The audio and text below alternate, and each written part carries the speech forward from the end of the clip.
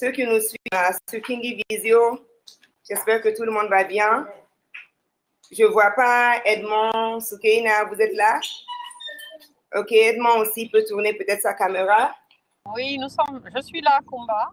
Je vous entends et je vous vois. Ok. Est-ce qu'on peut, parce qu'on a deux images du studio, on peut supprimer une ou bien on a besoin de quatre. Bonjour Edmond. Bonjour, vous m'entendez bien? Comment allez-vous? On vous entend Très bien. on vous voit aussi. Merci infiniment de nous avoir rejoints et on va commencer sous peu. D'accord. Donc, je vais juste couper ma caméra et puis dès que vous êtes prête, je vais activer. Tout à fait. Je vais faire la même chose, Kumba, vous me faites signe. Oui, tu peux, oui, s'il te plaît. Juste une minute. Public, vous qui nous suivez, nombreuses et nombreuses, sur la plateforme Kingi Visio et aussi sur Facebook Live de Moussoya, la page MUSOYA. Et toutes ces personnes-là qui sont nombreuses aussi avec nous, qui ont bien voulu faire le déplacement en présentiel, bonsoir et soyez les bienvenus. Merci infiniment d'avoir répondu nombreuses et nombreux à notre invitation pour tenir cette 4e conférence que nous avons mis dans le cadre d'une série de conférences où on a choisi de donner la parole aux femmes dans le cadre de la commémoration de la Journée internationale des droits de la femme et des filles. Donc, vous savez qu'à défaut de ne pas célébrer la femme que nous sommes, les 365 jours de l'année, nous avons quand même voulu mettre l'accent et le paquet pour le mois de mars.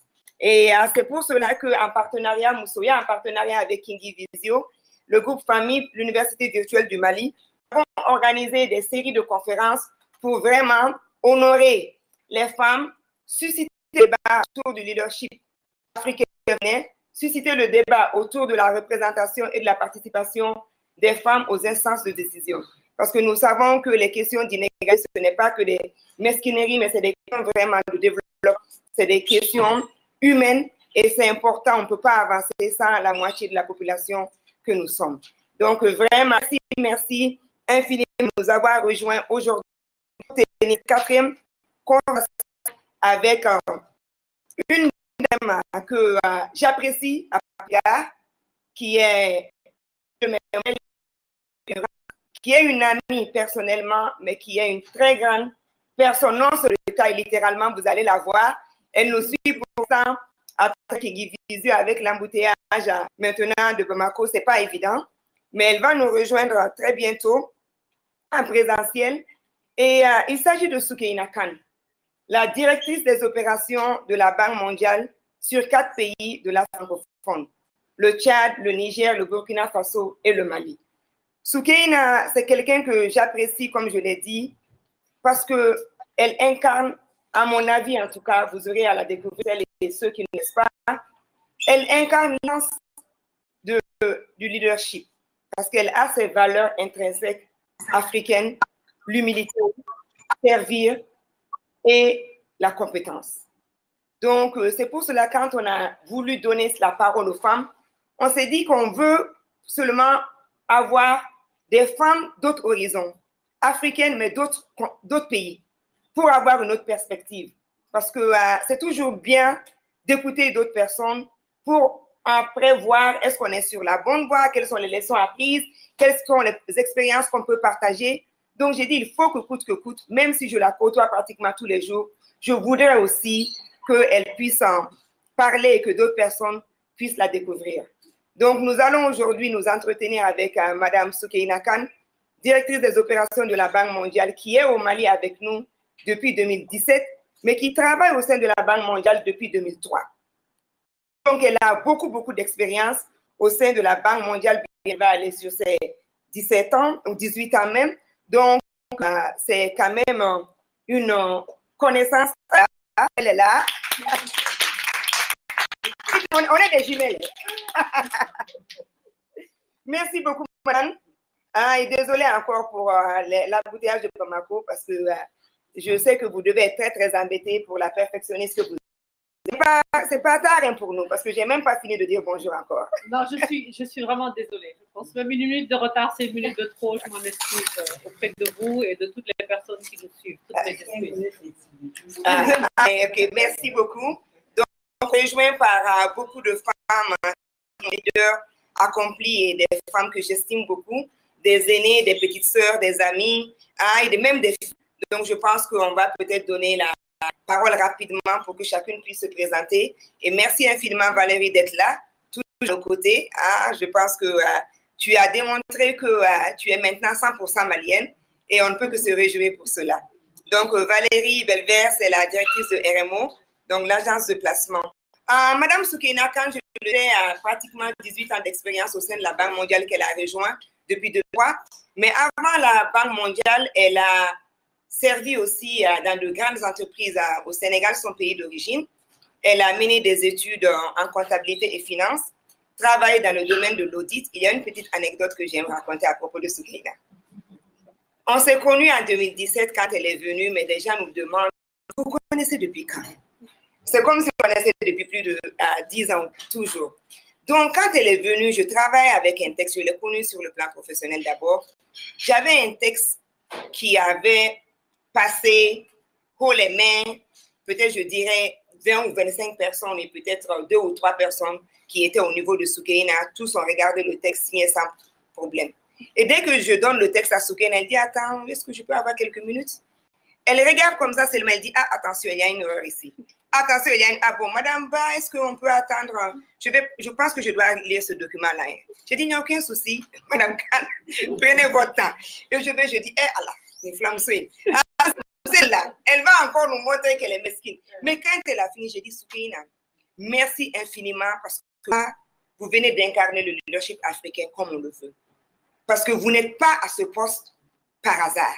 Le fait même de ne pas vouloir signer et de prendre le temps de disséquer ligne par ligne, et le document là, nous le faisons circuler depuis plus de 100 ans et personne n'a jamais relevé une seule faute dedans. Et elle en a relevé au moins 5.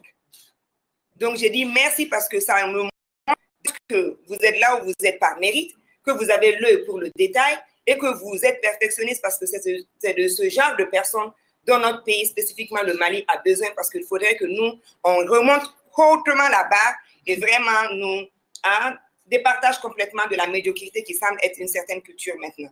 Donc, c'est comme ça qu'on a commencé donc, avec notre relation. Ce n'était pas évident au début, mais après, j'ai pu voir à travers la représentante, parce qu'elle occupe un poste de représentante résidente, mais la Banque mondiale des directrices des opérations, j'ai vu au-delà du poste qu'il y avait une action pleine de valeurs, d'humilité, et je pense que de temps en temps, même si je lui montre aussi, on parle aussi de nos défauts, mais elle sait que j'apprécie beaucoup toutes ces qualités qu'elle incarne, parce qu'elle a été aussi auditrice dans une vie antérieure, et qui dit audit, surtout en finance, dit attention aux détails donc, et à les chiffres. Donc, je pense que c'est pour cela aussi que cette compétence professionnelle, ou bien c'est l'inverse, peut-être c'est la compétence personnelle, les valeurs personnelles qui se sont reportées sur la compétence.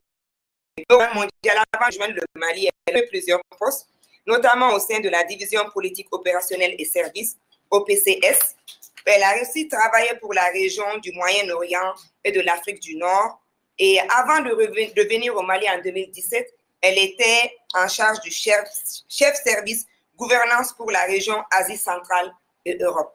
Et depuis qu'elle est là, je pense que même si c'est au niveau macro, parce que la Banque mondiale travaille beaucoup plus avec l'État, je pense que quand on va commencer à parler, nous allons tous découvrir qu'à travers elle et ses collaborateurs, notamment, je vois la chargée de com, Abiba Tougologo, notre sœur qui est avec nous. Merci infiniment de nous avoir rejoints. On va découvrir que même au niveau de macro, ces programmes, les programmes de la Banque mondiale, de son organisation, touchent fortement nos vies, nos communautés. Merci aussi, parce que c'est ça aussi le leadership féminin. On sait qu'on ne veut pas avancer sans les hommes. Bien qu'on peut, mais on ne veut pas. Donc, Monsieur Edmond Moukala, merci infiniment d'avoir accepté de nous rejoindre autour de cette conversation pour célébrer le leadership féminin africain, parce qu'on sait qu'en Afrique, spécifiquement dans nos pays, nous ne pouvons jamais avancer sans l'accord, l'aval et le soutien des hommes dans une société patriarcale qui est la nôtre. Donc, je ne vais pas trop m'étendre encore. Nous remercions beaucoup surtout la jeunesse qui nous suit sur la plateforme Kingi Visio. Merci infiniment à l'Université virtuelle du Mali. J'avais vu le PDG Amadou Diawara quelque part. Merci infiniment, mon frère. C'est avec lui que nous avons initié cette série de conversations pour que les Maliens et les Maliennes de la diaspora, aussi la jeunesse africaine et même la jeunesse mondiale puissent aussi découvrir ces valeurs sûres et comment les femmes africaines sont en train de faire bouger les lignes. Donc, nous sommes très, très contents qu'en plus de Amadou Diawara, il y a M.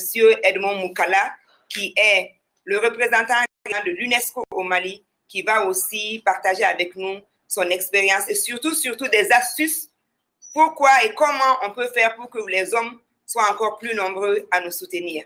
Mais avant que je ne donne la parole à Soukaina, je vais peut-être demander à quelques leaders, mes modèles, mes inspirations aussi de se présenter rapidement pour que Soukaina sache qui et qui sont dans la salle et puis aussi la jeunesse qui nous suit sur Facebook, sur Kingi Visio, que vous puissiez aussi participer à la conversation, mais aussi poser des questions à votre guise. Peut-être je vais commencer par la Tata nationale, Madame Koulibaly Aïssata Touré, qui est la présidente, qui a plusieurs foulards sur sa tête, mais aujourd'hui, on l'a spécifiquement invitée en tant que la présidente du REFOE, qui est le réseau des femmes opératrices économiques, pas que du Mali, mais qui est mise en place dans l'espace UEMOA, mais à la tête du réseau pour le Mali.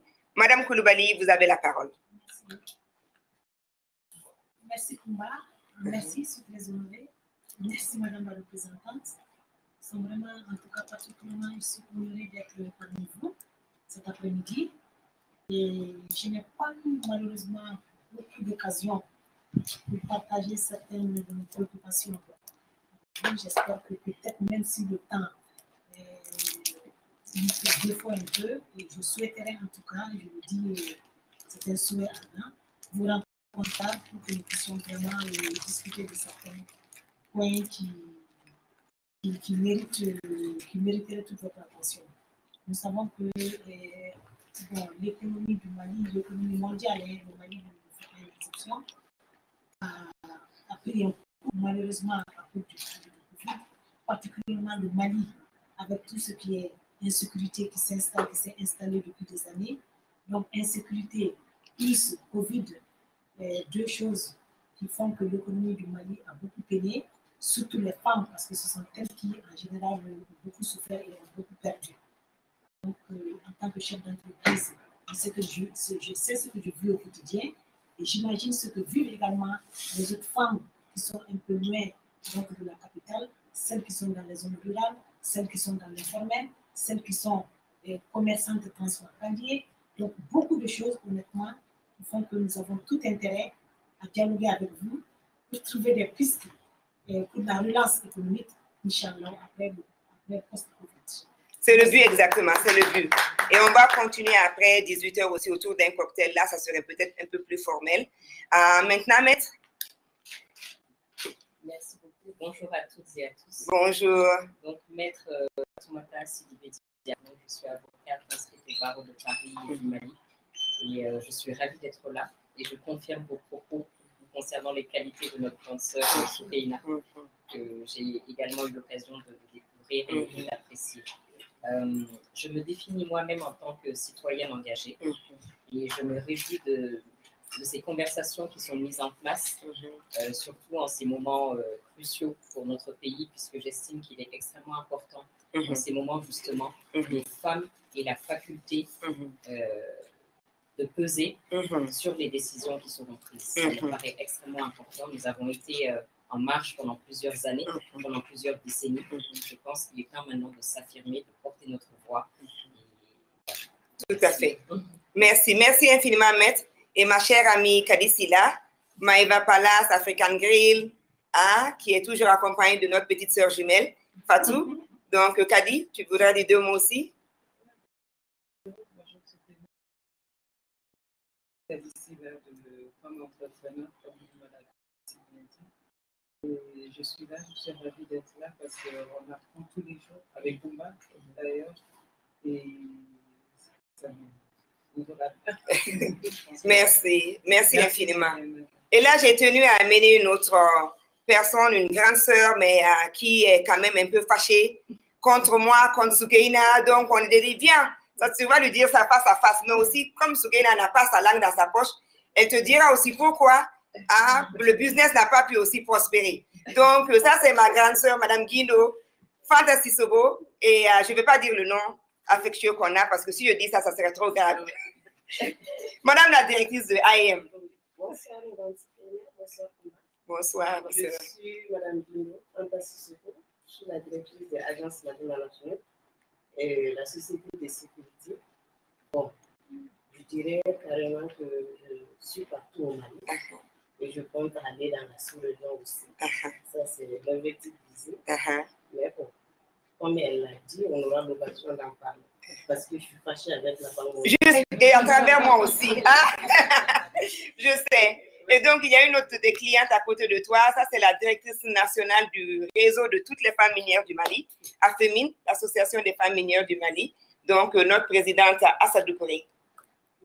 Je vais aller dans l'autre sens, parce que j'ai quand même beaucoup d'éléments qui vont, disons, avec la Banque mondiale. Oui, parce que vous avez zéro photo. Je voudrais dire d'abord que je suis rencontré ici, qu'on est effectivement avec le budget, donc c'est vraiment tellement important de pouvoir la rencontrer dans une situation pareille. Je mettrai un petit clin d'œil, moi aussi, j'ai commencé, disons, dans un cabinet d'audit en Côte d'Ivoire. Ceci explique cela. Donc, ça veut dire qu'il y a déjà une connexion. Tout à fait. Et la deuxième connexion, ça veut dire que sous le mandat de Mme Soukeina, nous avons vraiment senti une évolution. Donc, ça s'applaudit. Ça s'applaudit. À la gouvernance du secteur minier. Parce que nous sommes effectivement une association de femmes minières, mais auparavant, c'était, disons, les acteurs étatiques qui étaient pris en compte. On se rend compte que ce projet-là a introduit une dimension genre, et je pense que ce n'est pas par hasard. Non, ce n'est pas par hasard. Il y a Tout à une fait. derrière, et quand moi j'ai suivi ces émissions, j'ai compris qu'il y avait quelque chose. Et donc, ça veut dire que ce projet a l'ensemble des acteurs, mais spécifiquement retenu 3 associations féminines qui travaillent avec nous et disons dont les contraintes sont prises en compte, les orientations sont prises en compte. Et donc, ça veut dire que vous avez effectivement le leadership de la Banque mondiale qui est en train de s'approcher de la population et en particulier des femmes. Ça me rappelle une petite anecdote et quand je préparais l'émission, je me suis rappelé de une situation qui s'est passée justement avec Mme Koulibaly. À l'époque, c'était la BAD qui était représentée par une femme. On a eu une conférence avec elle et après, Mme Koulibaly qui lui dit, ça fait tellement plaisir parce que moi, je n'aurais jamais eu le courage d'aller me diriger vers le représentant de la BAD. Et c'est pour cela qu'il faudrait des femmes au niveau des instances de décision parce que ça aide beaucoup. Et ça, comme ça seulement, petit à petit, qu'on peut atteindre la transformation que nous désirons dans nos sociétés. Donc, vraiment, merci beaucoup aussi à vous pour le leadership. Le Covid a peut-être ralenti les activités, mais nous, on va relever le défi. Et on espère quand même qu'elle aussi elle pourra pouvoir être fière de ce que nous allons faire. Oui. Elle est en train de me regarder, elle se peut lui donner la parole ou pas, parce qu'elle ne veut pas parler, mais elle va quand même se faire. Elle, c'est ma soeur jumelle de tout le temps, Aïssa Taba, qui est avec la BHM. Donc, avance avec elle pour qu'elle puisse se présenter aussi.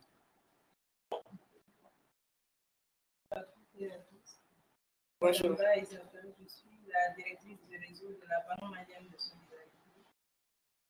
Je suis honorée de rencontrer Mme Khan. Et le prestataire.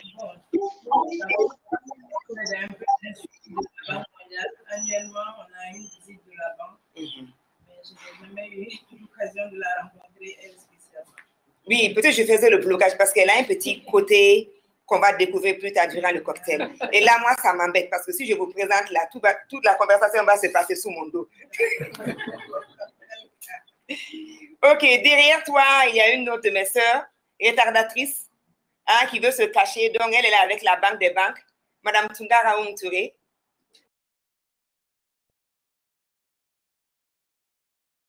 toi d'avoir fait remarquer mon retard.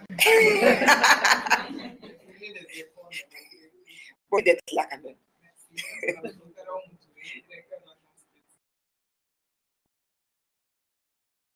C'est un plaisir de venir prendre part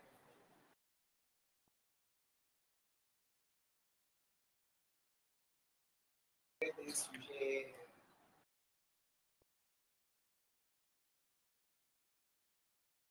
Merci infiniment à Oumou et on va peut-être demander à Valérie aussi de se présenter. Après, on va clôturer avec Fatou Sila parce que c'est pas, je sais qu'elle ne veut pas parler, elle ne me regarde même pas. Donc, j'ai ma réponse. Bonjour, je suis Valérie Weber, directrice de Mali, comme tu vois. Je suis très contente d'être là. C'est mon. Je dénote un petit peu dans l'environnement et je suis très contente d'avoir été invitée à un panel de leaders africaines parce que finalement, je suis depuis tellement longtemps en Afrique que je sens aussi que j'en fais partie. Tout à fait. Voilà. Je dois dire que le sujet des femmes leaders, c'est vraiment un sujet qui doit nous tenir à cœur. Et notamment, le leadership, c'est l'exemplarité. Et je trouve que l'exemplarité des hommes aujourd'hui, ça n'a pas été tout à fait ça, notamment au Mali. Donc je me dis qu'on peut peut-être prendre, nous, les femmes... on peut nous essayer, on n'a rien à perdre. De l'exemplarité. On ne pourrait pas faire pire. Voilà. Merci beaucoup, Valérie. Merci. Fatou Sila, et après, on va peut-être demander aussi à... Bonjour tout le monde. Bonjour Fatou. Fatou Sila, sœur de Kadi Sila, co-fondatrice en fait de Maëva Papa. C'est vraiment un plaisir de se retrouver aujourd'hui ici pour parler en fait du leadership féminin. Et je sais qu'on en entendra beaucoup, et surtout avec la situation qu'on vit actuellement au Mali, surtout notre secteur qui est le secteur de la restauration et de l'hôtellerie. Donc, 500, et c'est pas évident. Oui, c'est pas, mais on est résiliente. On est résiliente. Merci infiniment. Merci à vous toutes et tous. Et merci beaucoup à cette jeunesse et tous nos concitoyens, concitoyennes, nos amis de la diaspora, nos frères et sœurs africains qui nous suivent sur non seulement la page Facebook de Moussoya, MUSOYA, mais qui nous suivent également sur Kingi Visio. Nous avons aussi Madame Halima Diawara de la NASA qui est avec nous. Donc, chères sœurs, si vous voulez aussi vous présenter, dites 2 mots, vous n'avez qu'à lever la main et Awa et son équipe fera. Ah, elle est là avec nous. OK, donc allez-y alors. Je pensais que vous étiez avec Kingi Visio, mais vous êtes en présentiel. Merci infiniment d'être venu. Bonjour à tous. Bonjour. Je m'appelle Halima Diawara. Je suis actuellement au Mali. Et dès que j'ai entendu que vous avez une émission, j'ai dit merci d'être venu. J'ai l'habitude de vous suivre sur Internet. Merci, merci. C'est pour ça que je pensais que vous étiez à l'extérieur. OK, merci. Et vraiment, bonjour Madame Soukaina, bonjour à tout le monde. Et je suis parmi mes aidés, je vais essayer de prendre ici et là pour voir comment je pourrais participer à l'édifice de mon pays. Bon, j'en sais que la jeunesse d'aujourd'hui aussi, on a beaucoup à apprendre à travers elle. Donc, on ne va pas tarder parce que tout le monde veut écouter Soukaina. Donc, nous sommes aujourd'hui autour de la 4e conversation dans le cadre de la série de conversations qu'on a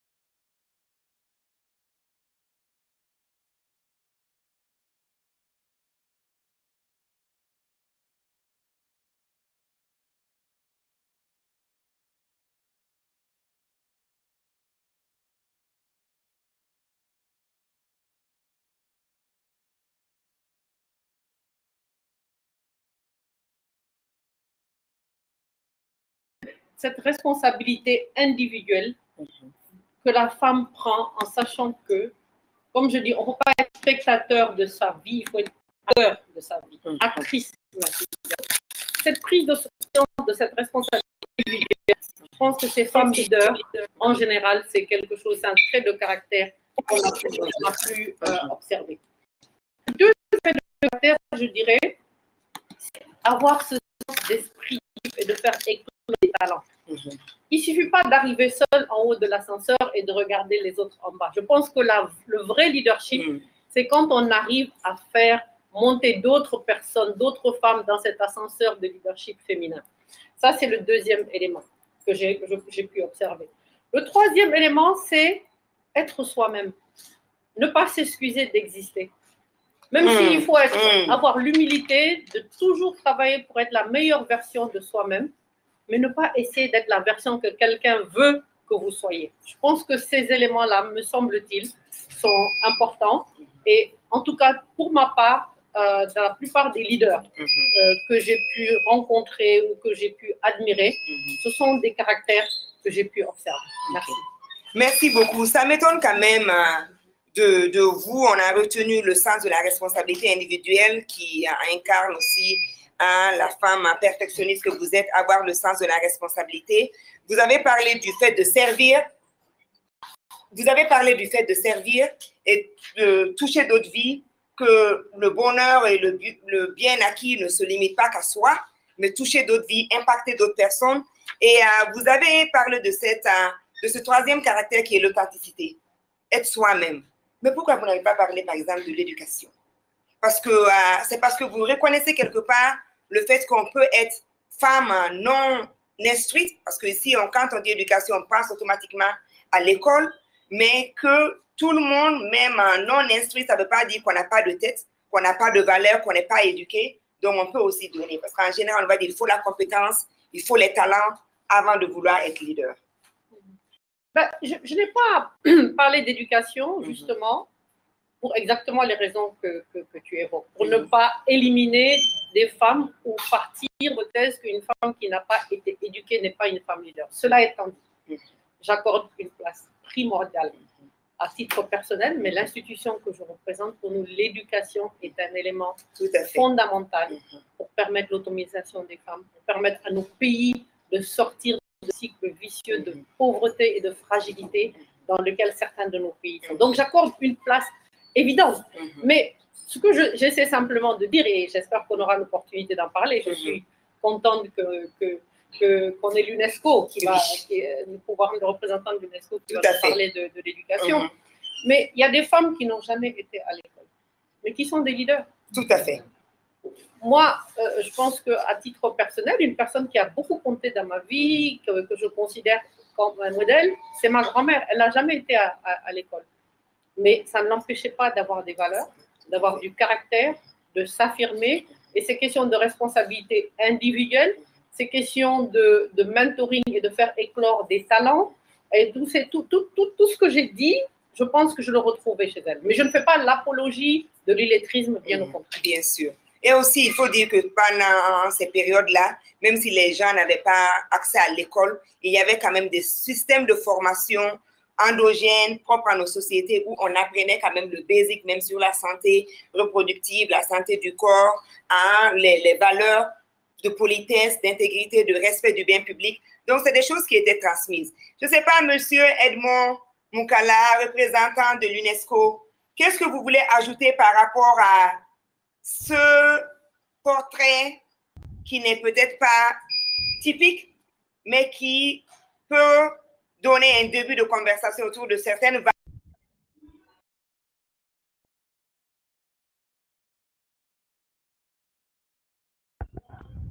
Allô? Allô?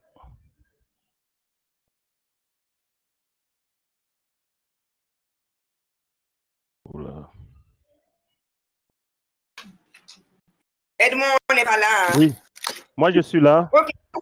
Bien, vous pouvez parler, on vous écoute. Ah, vous m'entendez, d'accord. Oui, d'accord. Merci encore, Madame Sukena Khan, de votre intervention et aussi surtout ces valeurs et ces points que vous soulignez. Moi, j'ai noté aussi, comme vous l'avez bien dit, en fait, la responsabilité individuelle. Vous avez parlé aussi de ne pas être spectateur, mais plutôt actrice. Et aussi, je dirais même, en fait, c'est ça, en fait, les vrais leaders, c'est de s'assurer qu'on n'est pas au sommet seul, mais plutôt on emporte, on amène, en fait, tout le monde avec soi. Quand vous parlez, en fait, ce qui m'est revenu, en fait, c'était les paroles d'Aimé Césaire, où il disait, en fait, et surtout mon... Allô, vous me suivez? Niveau ou c'est à son niveau à lui?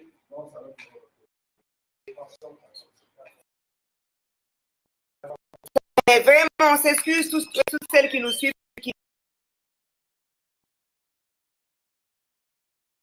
Direct et dans un pays encore qui se cherche en termes d'autosuffisance électrique, énergique. Donc, c'est un peu difficile, mais on ne va pas se décourager. Je pense que c'est ce qui est aussi la réalité.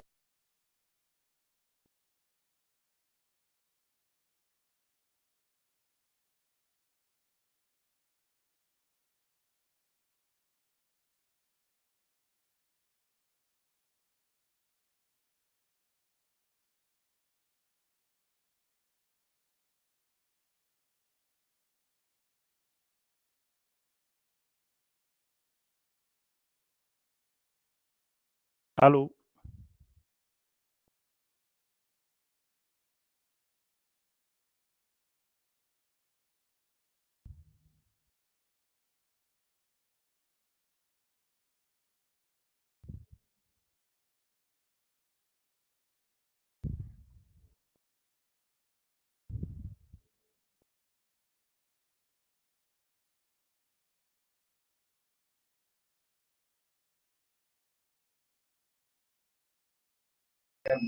Malheureusement, aujourd'hui, je ça. Et ce matin, on est ça. Mais moi, je pensais qu'on était allé sur le groupe carrément. Oui, mais après, le groupe est actif, donc je vois, il arrive au pas. Donc, il n'y a pas d'envoyer. Ah, ok. Moi, on ne peut pas faire un bypass et laisser seulement un EBM le temps qu'on finisse. Ok, c'est parce que j'avais demandé cela depuis le début. J'anticipais que ça allait être comme ça. Parce que quand ça commence à couper, hacher là. Je pense qu'il faut seulement nous laisser complètement sur le groupe. Vraiment. Sinon, là, c'est pas... Surtout que Edmond doit nous quitter bientôt. On s'excuse vraiment, hein? Vraiment, on s'excuse. Non, on comprend. Je crois que... La résilience. Amadou, ok. Amadou Diawara, c'est vraiment le CEO et tout. Celui qui est à l'origine de toute cette vision, hein, qui impacte maintenant, pas seulement que la vie de nos enfants, même les tatas et les grands sœurs que nous sommes. Laissez-moi, à chaque fois que vous invitez, je viens de me maman qui est là. Ah, vous voyez? Ah, c'est ça. Vous savez, je suis très content surtout de vous recevoir chez nous aujourd'hui. C'est des gens qu'on a aussi, l'être qui est là aussi. Donc, Valérie, tout le monde. Donc, c'est tout le monde, on va monter à l'immense aussi qui est là.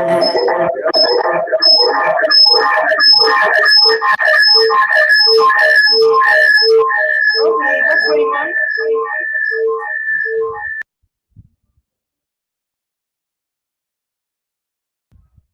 Okay. Monsieur Moukala, on s'excuse vraiment pour perturbation involontaire de notre volonté, vraiment. Est-ce qu'il peut continuer, Djibril? Oui. OK. Donc, vous pouvez continuer. Vous étiez en train de nous rappeler les caractères évolutifs.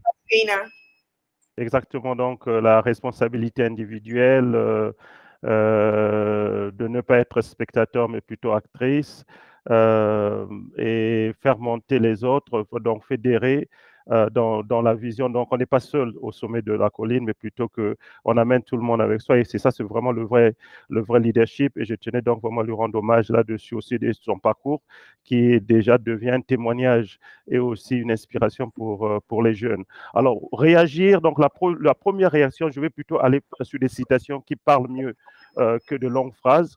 La première, donc, c'est une citation d'Aimé Césaire qui dit ceci, donc, et surtout mon corps, aussi bien que mon âme, gardez-vous de vous croiser les bras en l'attitude stérile de spectateur, donc pour faire écho à ce que donc, la représentante nous a évoqué, car la vie n'est pas un spectacle. Nous ne sommes pas dans un contexte où ce que nous vivons, nous expérimentons, je parle surtout au niveau des femmes, à travers des siècles, n'est pas un spectacle, car une mère de douleur n'est pas un prosénium, car un homme, et j'ajouterais, ou une femme qui crie, n'est pas un ours qui danse. Donc, Aimé Césaire, déjà par là, démontrait vraiment que la douleur, les profondeurs même de la douleur, et que nous savons au niveau des femmes, que ce soit au niveau du cas du Mali, les premières victimes, en fait, ce sont les femmes. Et je rebondirais même pour dire, je crois qu'il y a eu quelques commentaires au début, moi je suis persuadé que la paix et le développement au Mali passeraient par les femmes, parce qu'elles connaissent cette souffrance dans les plus profondes d'elles-mêmes que les hommes, et que c'est elles qui sauront aussi comment, déjà parce qu'elles ont souffert, et parce que aussi elles savent comment faire ressortir la famille, elle-même, la famille, et finalement le pays de ces crises multiples que nous traversons. Donc pour moi, je veux rendre honneur vraiment aux femmes maliennes, parce que je crois que la solution, elles détiennent la solution, et le salut passera par elles. Alors au niveau de l'éducation, alors moi je dirais que premièrement, l'Afrique a toujours eu un système éducatif. Avant même la traite négrière, l'esclavage, nous parlons de royaume. N'oubliez pas Tombouctou. Tombouctou était déjà le centre du savoir qui amenait des connaissances jusqu'en Europe et partout en Asie. Donc l'Afrique n'a pas appris les connaissances, ce qu'on appelle les écoles des sages ou des écoles des anciens que vous avez évoquées. Vous avez utilisé d'autres termes en particulier, par exemple les connaissances endogènes. Mais ces connaissances endogènes, en fait, c'était la science même dans nos écoles, dans nos cultures, dans nos royaumes, les royaumes africains de ce temps-là. Et le point que je veux donc évoquer ici, oui, il y a des femmes qui ne sont pas, soi-disant, éduquées par... En fait, l'éducation nous ramène un peu à la limitation linguistique. Celles qui parlent la langue française ou l'anglais, et puis celles qui parlent les langues nationales. Alors, au niveau des langues nationales, nous voyons bien que ces femmes sont capables, les Benzmama, par exemple, elles sont capables de faire des affaires, mais n'ont jamais été à l'école. Comment elles arrivent à gérer et à faire du business du moment où elles n'ont jamais été à l'école? C'est parce que dans nos langues, dans nos traditions africaines, nous détenons des connaissances qui malheureusement n'ont pas encore été reconnues et validées. Et donc, au nom de l'UNESCO, oui, je le dis haut et fort, que le système éducatif en Afrique existe bien, et ça existait bien avant l'arrivée de l'étranger pour rester juste là, et que je crois qu'on a peut-être cette mission, et là je m'indexe moi-même au niveau de l'UNESCO, on a ce devoir de réconcilier la connaissance traditionnelle et la connaissance classique que nous avons, parce qu'en fait, quelque part, au niveau du système éducatif, et nous l'évoquons même parfois avec le ministère de l'Éducation et les autres ministères, c'est que nous devons éviter le copier-coller. Hein, nous prenons le système d'ailleurs au lieu de voir d'abord est-ce qu'au-dedans dans les connaissances traditionnelles que nous avons, il y a des éléments qui peuvent permettre donc à nos populations à bénéficier vraiment d'une connaissance à nous, et qui va même rayonner notre identité culturelle, notre fierté même de notre identité culturelle. Et donc, je crois que ces femmes, comme vous venez de le dire, Madame Anne, en faisant référence, elles font des prouesses, elles sont capables de gérer leur foyer, elles sont capables, c'est parce qu'il y a un autre système de partage de connaissances qui existe au niveau des structures familiales africaines qui permettent en fait à ce passage de connaissances à continuer encore à véhiculer aujourd'hui. J'appellerais ça un peu des étapes, les phases d'initiation qu'on avait avant, mais malheureusement qui ne sont plus respectées. Voilà, je veux juste m'arrêter là, sinon je vais m'étaler, mais je pense que c'est un bon débat est-ce que l'école, l'éducation nous a été emportée de l'extérieur, ou l'Afrique avait d'abord son propre système éducatif? Je dirais que oui, l'Afrique l'avait, et que je crois que nous, au niveau de l'UNESCO et aussi des autres institutions éducatives, nous avons ce devoir de valoriser ces deux systèmes, et surtout de s'assurer que la fierté africaine de son histoire, de son savoir-faire et de son connaissance endogène passerait par la reconnaissance d'abord donc de notre propre système éducatif. Je vais peut-être m'arrêter juste pour évoquer aussi, et je m'arrête là, prenons pour le cas de la pandémie Covid-19. Vous voyez bien que l'OMS a mis en place des groupes d'experts pour étudier le cas de l'Afrique, parce qu'on n'arrive pas à comprendre pourquoi l'Afrique, par exemple le cas du Mali, le nombre de morts représente le nombre de morts d'une journée dans un pays européen. Alors, l'OMS n'arrive pas, on n'arrive pas à donner des vraies réponses à cette situation. C'est parce qu'aussi, on n'a pas vraiment étudié profondément ce que l'Afrique détient encore, les secrets des pratiques traditionnelles qui, à mon avis, jouent un rôle vraiment très important sur la situation donc, de la pandémie. Je m'arrête là. Donc, l'Afrique a encore ses secrets, l'Afrique a encore beaucoup d'informations à nous livrer et je pense que toute institution que nous sommes, nous avons un peu ce devoir d'aller et de saisir cette occasion pour faire ressortir la mère des civilisations. Je m'arrête là. Merci infiniment, Monsieur Edmond Moukala, représentant résident de l'UNESCO au Mali. Je pense que ça se complète. Et ce que vous avez dit, si moi je dois le résumer, je dirais que vous avez encore appuyé le fait qu'on doit s'assumer, qu'on doit être authentique, qu'on doit servir, mais de façon très décomplexée. En sachant qu'on a une base, on a des fondamentaux. Donc, au lieu de tout jeter, comme on le dit, l'eau de bébé avec le bébé même, donc de faire le tri et de savoir qu'il y a beaucoup d'expériences, de connaissances que nous pouvons récupérer, enrichir, valoriser et l'ajouter maintenant à la modernité. Merci énormément. Ce n'est pas Awa sur Kingi Visio. Est-ce qu'il y a des questions? Est-ce qu'il y a des commentaires? Donc, s'il y a des questions ou quelqu'une ou quelqu'un qui voudrait parler, donc vous nous faites signe. Et merci infiniment. Et peut-être il faudrait aussi voir Maguerara et Mamadou Berté. Est-ce qu'il y a des gens qui ont des questions sur Facebook? La page de Moussoya, M-U-S-O-Y-A. Je ne sais pas, la jeunesse qui est dans la salle, vous n'avez pas beaucoup parlé. Quelqu'un voudrait ajouter, surtout la jeunesse masculine, nos Kamale et Sarah. No he for she. Vous voulez ajouter quelque chose par rapport au leadership féminin? Qu'est-ce qu'on doit faire? Qu'est-ce que vos contreparts, les concitoyens, nos filles, devront faire pour que vous leur accordez une place autour de la table, pour que vous reconnaissiez en elle votre égal? Qu'est-ce qu'on doit faire? Quelqu'un voudrait réagir ou on peut continuer? C'est bon? Ok, donc merci infiniment. Et nous, ça va, Oumou? Tu veux dire quelque chose? Vas-y. Tu veux te tenir debout un peu pour qu'on puisse bien te voir? Donc, je voudrais rebondir sur les caractéristiques données par Mme Sikina, et surtout sur l'emphase que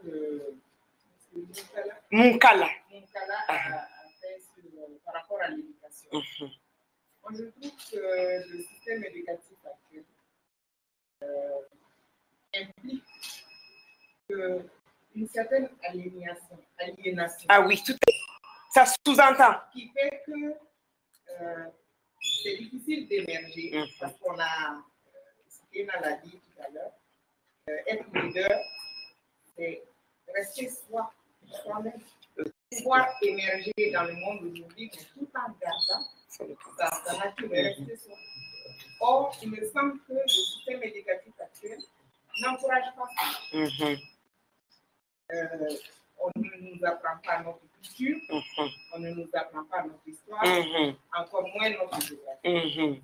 Donc, peut-être c'est pas un cri de cœur, mais c'est un constat que je fais dans le système éducatif actuel, qui n'est pas propice à faire émerger des leaders qui sont vraiment nos leaders, conscients de nos valeurs et conscients de nos contraintes, de nos problèmes, tout en connaissant nos potentialités, tirées de notre riche culture, tirées des centaines d'années d'histoire. Des milliers, vraiment.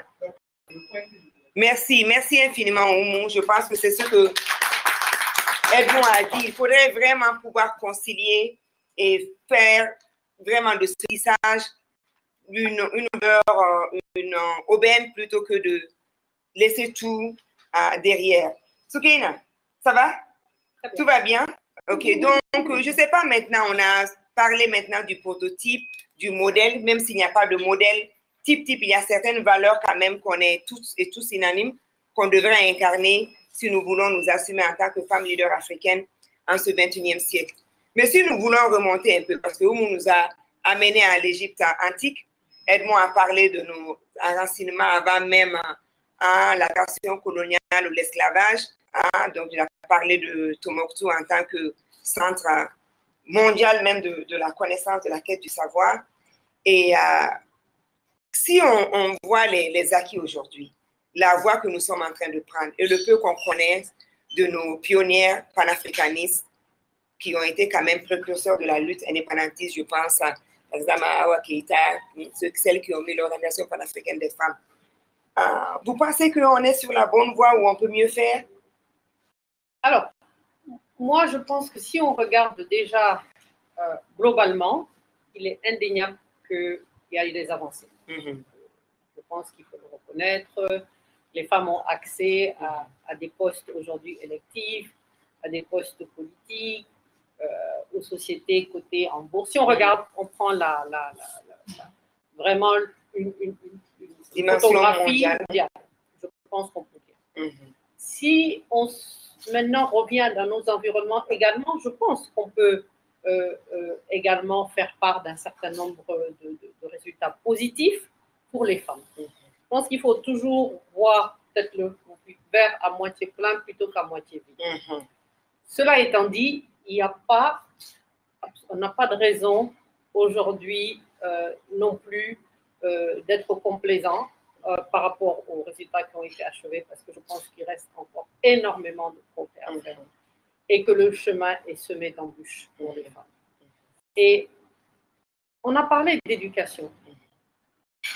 Alors, les femmes sont toujours doublement touchées par toutes les crises. Elles en payent toujours le plus lourd tribut, quelles que soient ces crises.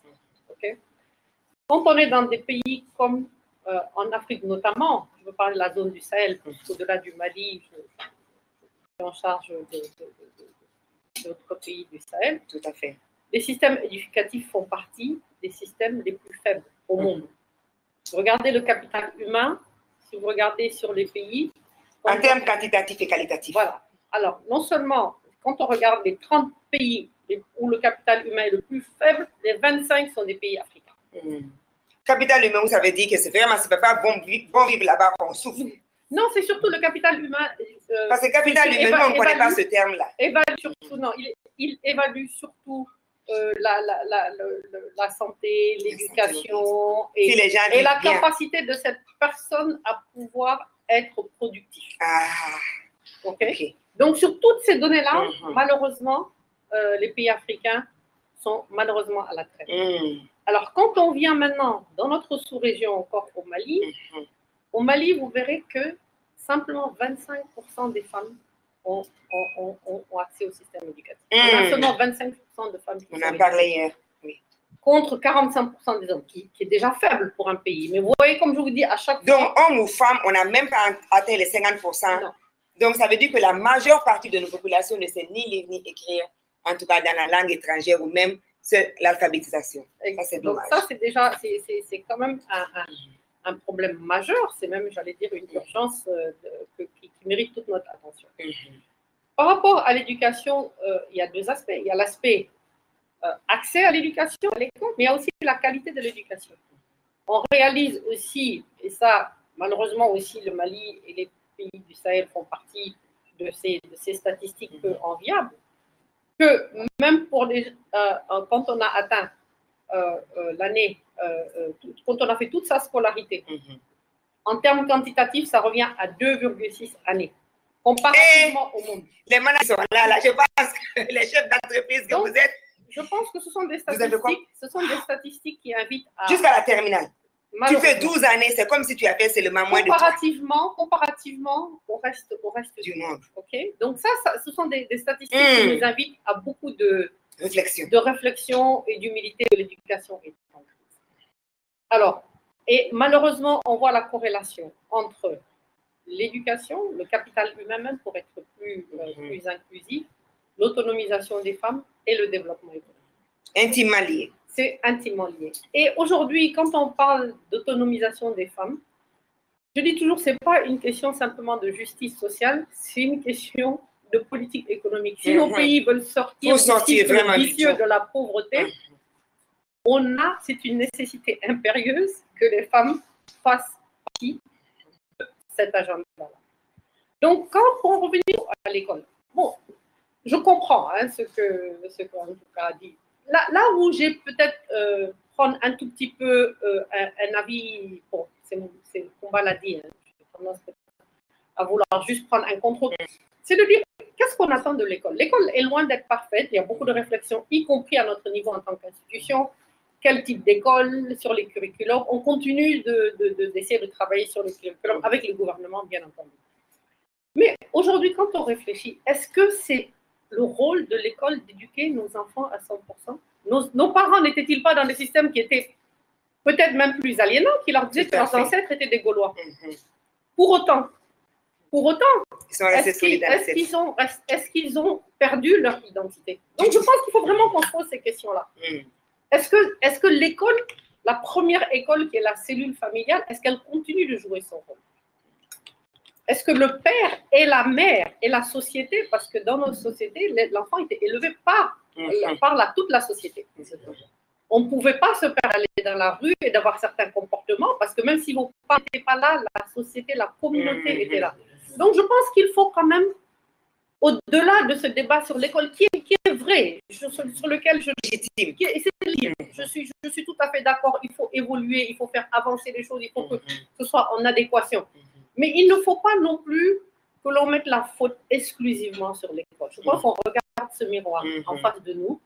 Qu'est-ce que nous sommes en train de faire? Oui, je pense que c'est un pas. C'est cette responsabilité individuelle à laquelle je nous invitais auparavant, en disant nous, qu'est-ce que moi, en tant qu'individu, je peux faire? Comment je peux permettre à mon enfant de ne pas être que le mien, mais d'être l'enfant de cette communauté? Comment cette communauté va lui inculquer des valeurs? Comment moi-même, dans mon comportement, je suis en train d'inculquer des valeurs à ces enfants-là?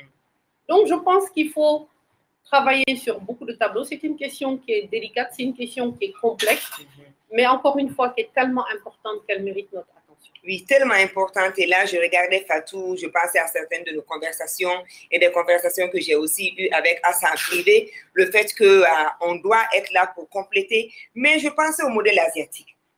Tu as fait beaucoup l'Asie, même c'est l'Asie centrale. Mais on sait qu'eux, quand même, ils ont pu, sans complexe, se ressourcer sur leurs valeurs positives, concilier l'école moderne, le numérique et tout, mais rester foncièrement indien, rester foncièrement chinois, rester foncièrement coréen ou japonais.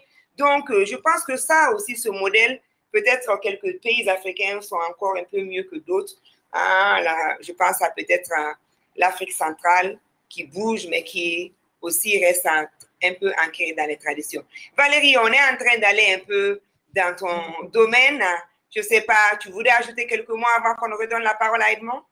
Je voulais juste dire qu'effectivement, en dehors des acquis de l'école, etc., et on le voit dans ce qu'on demande comme compétences, nous, dans le domaine dans l'emploi, l'employabilité, etc., c'est aussi toutes les postures, la façon de se comporter, l'éducation qu'on a eue, mais nos valeurs qui nous ont été transmises par la société, par la famille, etc. Et ça, honnêtement, moi je suis là quand même depuis 16 ans, je prends cet exemple-là parce que c'est celui que j'ai sous les yeux, on voit bien que ça s'est délité, clairement. On a l'impression que, voilà, où sont toutes ces belles valeurs-là? Il y a des moments où on ne les voit plus dans les jeunes. C'est le mot se ressaisir. Donc, l'école est défaillante au Mali, ça, c'est un secret pour personne, mais et même l'éducation de base. Donc, effectivement, c'est un problème. Mais c'est vrai que j'ai l'impression que les familles sont aussi un peu des missionnaires par rapport au rôle qu'elles devraient jouer. Et ça fait mal au cœur parce que quand on dit oui, mais chez nous, en Afrique, les enfants ne font pas n'importe quoi. C'est pas le cas aujourd'hui, hein? Mais finalement, maintenant, on voit tout le monde. Non, c'est pas le cas aujourd'hui. Et personne ne réagit vraiment parce que justement, ces valeurs de société sont un peu perdues. On ne se voit pas aller réprimander un enfant qui n'est pas le nôtre. Maintenant, on va se faire. Donc, tout à fait. Il y a la tata qui veut parler aussi, Madame Koulibaly. Et je vois qu'il y a un chef de famille qui nous a rejoint. Ça serait bien aussi parce qu'on est au Mali, hein, l'homme demeure le chef de la famille. Hein, donc, on va aussi vous écouter un peu avant de donner la parole. En fait, je pense que le problème se trouve au niveau de la cellule familiale. Je l'ai toujours dit. C'est le fondamental. Non, c'est le fondamental. Tout à fait. Aujourd'hui, son propre enfant, tu ne peux pas lui donner la fessée à ton propre enfant, à plus forte raison donner la fessée à l'enfant de ton voisin. Tu donnes la fessée à ton enfant et il va à l'école, l'éducatrice lui demande est-ce que ton papa t'a frappé, est-ce que ton maman t'a titillé, et voilà les problèmes qui commencent. Mais bon Dieu, nous tous qui sommes réunis ici, qui n'a pas eu une petite fessée? Ça tue qui? Un peu plus même que des fêtés, mais ça nous a un peu endommagé aussi. Parce que un enfant, mais un enfant est un enfant. Un enfant, pour moi, c'est une patte qu'il faut modeler. Si tu ne la modèles pas, plus elle grandit, plus elle ça serait difficile. Et elle va partir dans l'enfant va partir dans tous les sens. C'est ce que nous voulons dire. Les parents ont dépris sur nous. Des pères de famille qui sont là, des mères de famille qui sont là. Leurs enfants, souvent qui n'ont même pas 15 ans, qui rentrent à la maison avec une moto, avec un véhicule, avec de l'eau. Sans qu'on demande, ça vient d'où? D'où ça vient? Okay. Vous voyez, un enfant qui a été éduqué comme ça, que voulez-vous qu'il soit plus tard? Ça devient difficile. Ça devient difficile. Donc, je pense que le travail, on devrait le faire nous-mêmes d'abord en tant que parents, avant de mettre l'enfant dehors. Ok, nous sommes interpellés. L'école ne pourra jamais se substituer aux parents. Tout à fait. Donc, on va maintenant aussi écouter un de nos chefs de famille qui nous a rejoints. Si vous pouvez vous présenter peut-être. Et merci infiniment d'être là, même si vous semblez être un peu en minorité. Mais nous, on est tout le temps en minorité. Moi, c'est Ali Koné. Il connaît. Je suis donc ingénieur OK. Donc, je prends part, je suis très intéressé par rapport à ce que je dis. Je pense que madame a vraiment dit la secondaire. Dans les sociétés africaines, l'enfant était éduqué par la société. Donc, tes oncles étant, tout le monde participe à l'éducation de l'enfant. Dans la société, dans la rue, on voit un enfant qui est en train de faire un tel comportement qui n'est pas normal, et de suite, la société interpelle. Je me rappelle tout petit quand on partait au plage, je venais avec la tête qui n'est pas bien, les cheveux sont tout. Un vieux vous dit tout de suite, il vous rase. Il fait à ça, il vous rase, puis il met les cheveux dans un sachet, il vous rase, part à la maison. Tout ça là, c'est l'éducation qui était menée par la société. Je dis comme la société a démissionné. Les familles aussi ont démissionné. À la maison, le père a un certain rôle qui doit jouer. Maman, c'est pareil. Si ce n'est pas fait, donc il y a un problème. L'environnement aussi doit participer. Aujourd'hui, c'est ce qui fait de vous. Si jamais vous touchez à un enfant, vous dites droit, vous allez retourner à la police. Même à l'école où nous étions battus, tant si tu fais des conneries à l'école, vous l'excusez, ils mettent vous corriger. Et donc, chacun prend les choses au sérieux. Aujourd'hui, vous tapez un enfant à l'école, vous avez le cœur sur le dos. La société aussi, c'est pareil. Vous voyez un enfant en train de faire des conneries dans la rue, vous voulez le corriger. Tout de suite, il va vous dire non. Mon papa. Ok, merci. Son père, même père intervient, il dit non. Merci infiniment, M. Koné. Je pense que on est interpellé. On est interpellé en tant que parents. Donc, non, c'est un plaisir de vous avoir. Monsieur Moukala qui doit nous quitter très bientôt. Donc, nous voulons aussi recenser vos opinions par rapport à ça, même si c'est une conversation informelle. Je sais que l'UNESCO quand même appuie beaucoup notre État dans tout ce qui est la stratégie éducative d'une manière nationale. Qu'est-ce que vous pensez de tout ça, étant donné que vous-même, vous êtes celui qui a suggéré qu'il faut cette intégration entre l'éducation familiale et l'instruction reçue à l'école?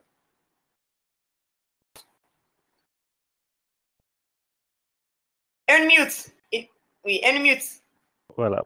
Alors, je ne sais pas si je vais répondre directement sur ce point parce que je crois que c'est vraiment un long débat, mais je vais d'abord encore me souscrire donc à l'intervention de Mme Khan sur ce point. J'ai vécu en Asie près de 16 ans. J'ai vu un peu le système asiatique, comment la relation entre les pratiques culturelles, les coutumes sont intégrées dans le système éducatif. Un enfant chinois est invité déjà dès l'école primaire à maîtriser un instrument traditionnel. Mais cet instrument traditionnel procure en lui aussi un désir et une appréciation de sa propre culture et une fierté même en fait de son identité culturelle. Et je crois que quelque part déjà, ça montre comment la Chine, pour prendre que le cas de la Chine, mais c'est la même chose au Japon et ailleurs, on arrive déjà à inculquer et à apporter donc ces éléments dès le bas âge et l'appropriation vraiment de cette identité culturelle, être l'ambassadeur en fait de sa culture. Donc je crois que quelque part, ça peut être déjà, il y a des solutions que nous pouvons envisager dans le futur. Un autre point où j'aimerais aussi évoquer, je vais juste vraiment toucher des points parce que je crois que nous touchons des dimensions qui nécessitent vraiment beaucoup de débats. L'autre élément pour moi, c'est important quand même de ne pas oublier que l'Afrique a été profondément meurtrie à travers des siècles. Comprendre l'état du continent africain aujourd'hui sans comprendre l'impact profond de la traite négrière et l'esclavage, sans comprendre l'impact de la colonisation, serait carrément, en fait, ça serait trop facile de juger l'Afrique sans prendre en compte, en fait, cette dimension. Et ça arrivait à ce que, donc, Madame la Présidente évoque ici, ça a touché les cellules familiales et ça a carrément vraiment apporté à un certain niveau une vraie destruction. Que cela ne tienne, il y a une chose aussi que je dois quand même rappeler, que nous, avec les linguistes, on essaie d'analyser ce phénomène. Malgré le mur de Berlin en Afrique, où les pays ont été repartis selon donc les intérêts d'un des pays coloniaux, quand nous regardons la carte des langues africaines, je prends par exemple la région Yoruba, ben, vous les retrouvez du Bénin, Togo, Ghana, Nigeria. Un Ghanéen, mais qui est Yoruba, a cette révérence envers la famille royale, envers la royauté donc Yoruba, qui se trouve au Nigeria, par exemple. Et nous voyons aussi que l'interaction, même l'intégration africaine économique, je pense que continue encore à fonctionner quand nous regardons en fait cette carte linguistique de l'Afrique, qui est en fait une carte qui représente en fait les anciens royaumes avant la traite négrière et l'esclavage. Je laisse cette partie parce que ça soulève, ça ouvre une dimension potentielle, explorable, où nous pouvons trouver encore des racines pour reconstituer ce qu'on a perdu à travers donc, ces deux phases critiques de l'histoire donc du continent africain. L'autre point où je veux aussi donc ouvrir, j'ouvre que des brèches, hein, mais sans trop répondre totalement, sur le cas au niveau donc de l'homme, la relation entre l'homme ou les parents, mais surtout l'homme. Je peux prendre l'occasion vraiment pour nous interpeller et aussi dire une vérité. La vérité, c'est que nous avons des pratiques, nous avons des coutumes. Le peu que j'ai pu étudier, que ce soit pour le Royaume Congo, par exemple, on a eu des reines, pas des reines sur le qui gouvernaient sous le royaume. Alors, si la femme est arrivée jusqu'au point d'être reine, parce que ça se faisait par élection, c'était 12 provinces qui disaient le roi ou la reine. Donc, ça montre bien que la femme, déjà, avant la traite négrière et l'esclavage, était déjà arrivée au point où elle pouvait diriger nos royaumes. Pourquoi aujourd'hui, quelque part, on a l'impression en fait qu'on est reparti encore à zéro et puis on essaie de lutter pour qu'elle arrive. Il y a quelque chose qui s'est passé, je n'ai pas la réponse, mais voilà, en écoutant, je me dis, mais c'est vrai, comment on a eu des reines et puis ce n'étaient pas des reines, ce n'étaient pas des familles royales. Par exemple, pour le cas du Congo, du Royaume Congo, ils étaient élus, donc il y avait même un système démocratique. Mais je m'arrête là. Je reviens donc sur l'homme. Je crois que nous, les humains, les hommes, dans notre égoïsme, on a abusé un peu de certains nombres de nos privilèges pour faire asseoir les avantages de l'homme au détriment de la femme.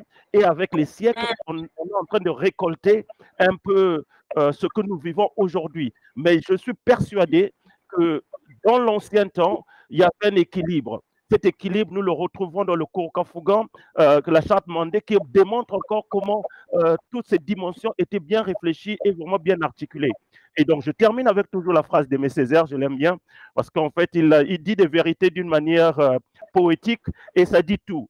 Une civilisation qui s'avère incapable de résoudre les problèmes que suscite son fonctionnement est une civilisation décadente.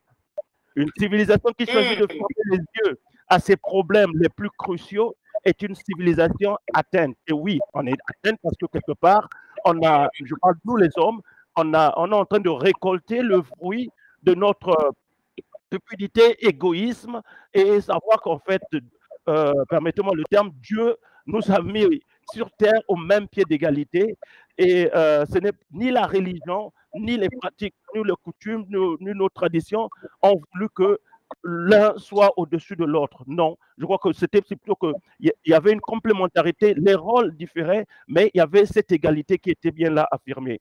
Et je termine donc toujours dans cette situation, une civilisation qui ruse avec ses principes est une civilisation moribonde.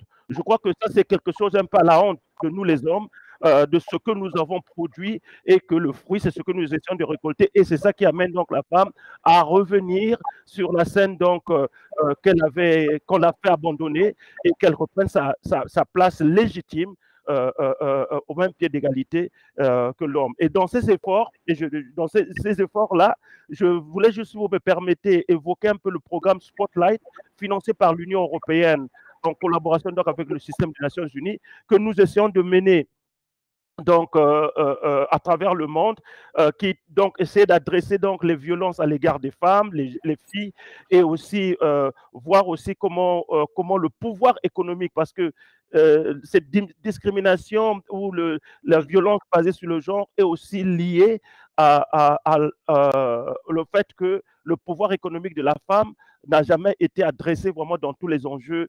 de ces violences. Et donc, voir à travers des projets concrets, restaurer la dignité, le pouvoir économique, et aussi sa responsabilité dans la construction de notre société. Voilà un peu en quelque sorte ce que je pourrais dire sur les différents points que vous avez évoqués. Je ne sais pas si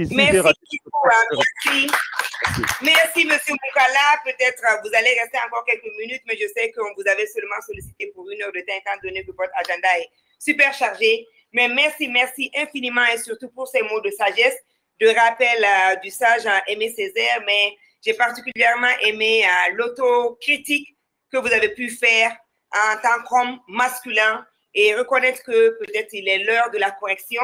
Et j'ai aussi beaucoup aimé encore le fait que vous avez rappelé qu'il faut qu'on se connaisse en tant qu'Africaine, que le féminisme n'est certainement pas une idée importée, que le féminisme est foncièrement africain. Vous avez parlé de l'histoire du Congo, mais on peut aussi aller à l'Égypte ancienne où on a eu des pharaons femmes. On peut voir l'histoire de l'Éthiopie qui n'a jamais été colonisée à cause d'une femme. Donc, on a nos pleines histoires. Sundiata, tout le pouvoir de Sundiata vient de qui? Il a eu reçu comment? Donc, je pense que tout ça, il y a beaucoup de connaissances, et merci aussi de ce rappel de la charte de Kourkafouga qui, à son article 16, dit bien que les femmes, malgré toutes leurs occupations, doivent être associées à tous nos gouvernements. On pouvait dire peuvent, mais on n'a pas dit peuvent, on a dit doivent. Et je pense que tout ça, c'est très, très important.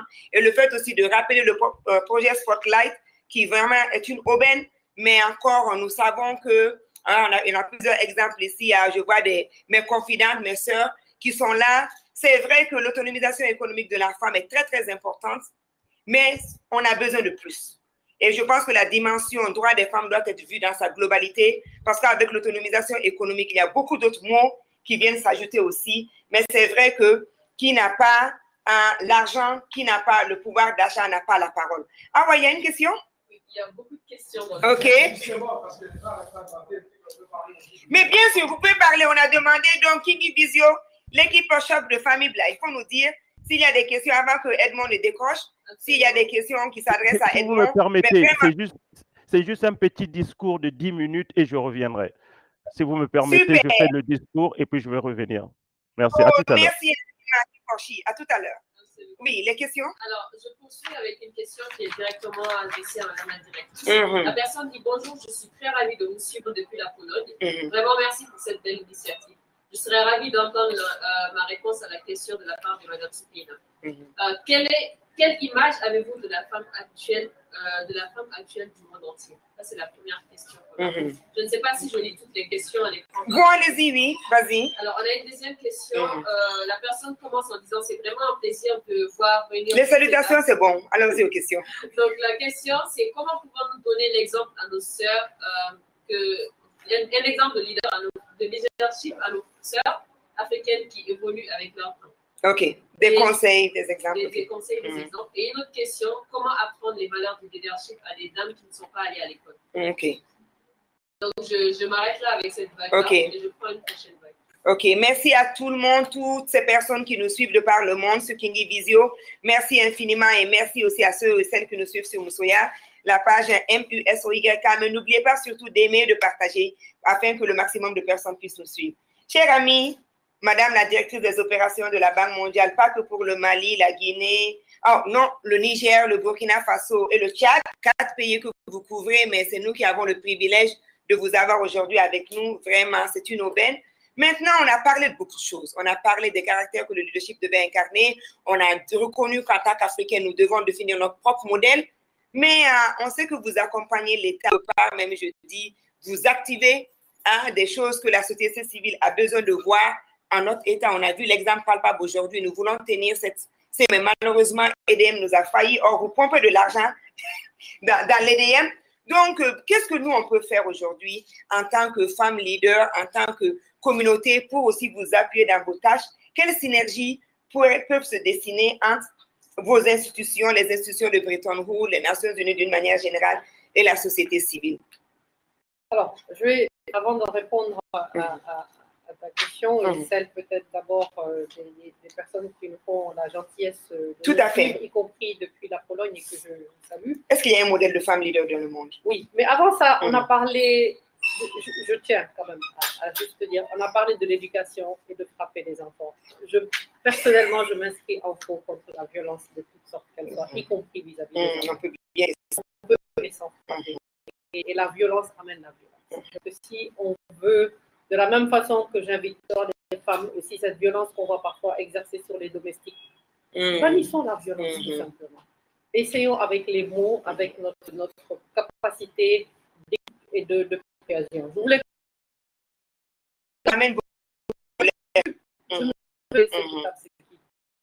Je pense qu'il est de mon devoir de dire quelle est ma position personnelle par rapport à ça. Ça, c'est la première chose. Maintenant, l'image que j'ai des femmes, la première image que les femmes dans le monde, c'est vraiment le mot qui me vient à l'esprit, c'est respect. Quand on sait toutes les difficultés auxquelles elles font face et qu'elles puissent, malgré ces difficultés-là, continuer de jouer leur rôle dans leur famille, leur rôle dans les entreprises, les rôles au champ, les rôles dans les usines, moi, la première chose que je dis, c'est le respect.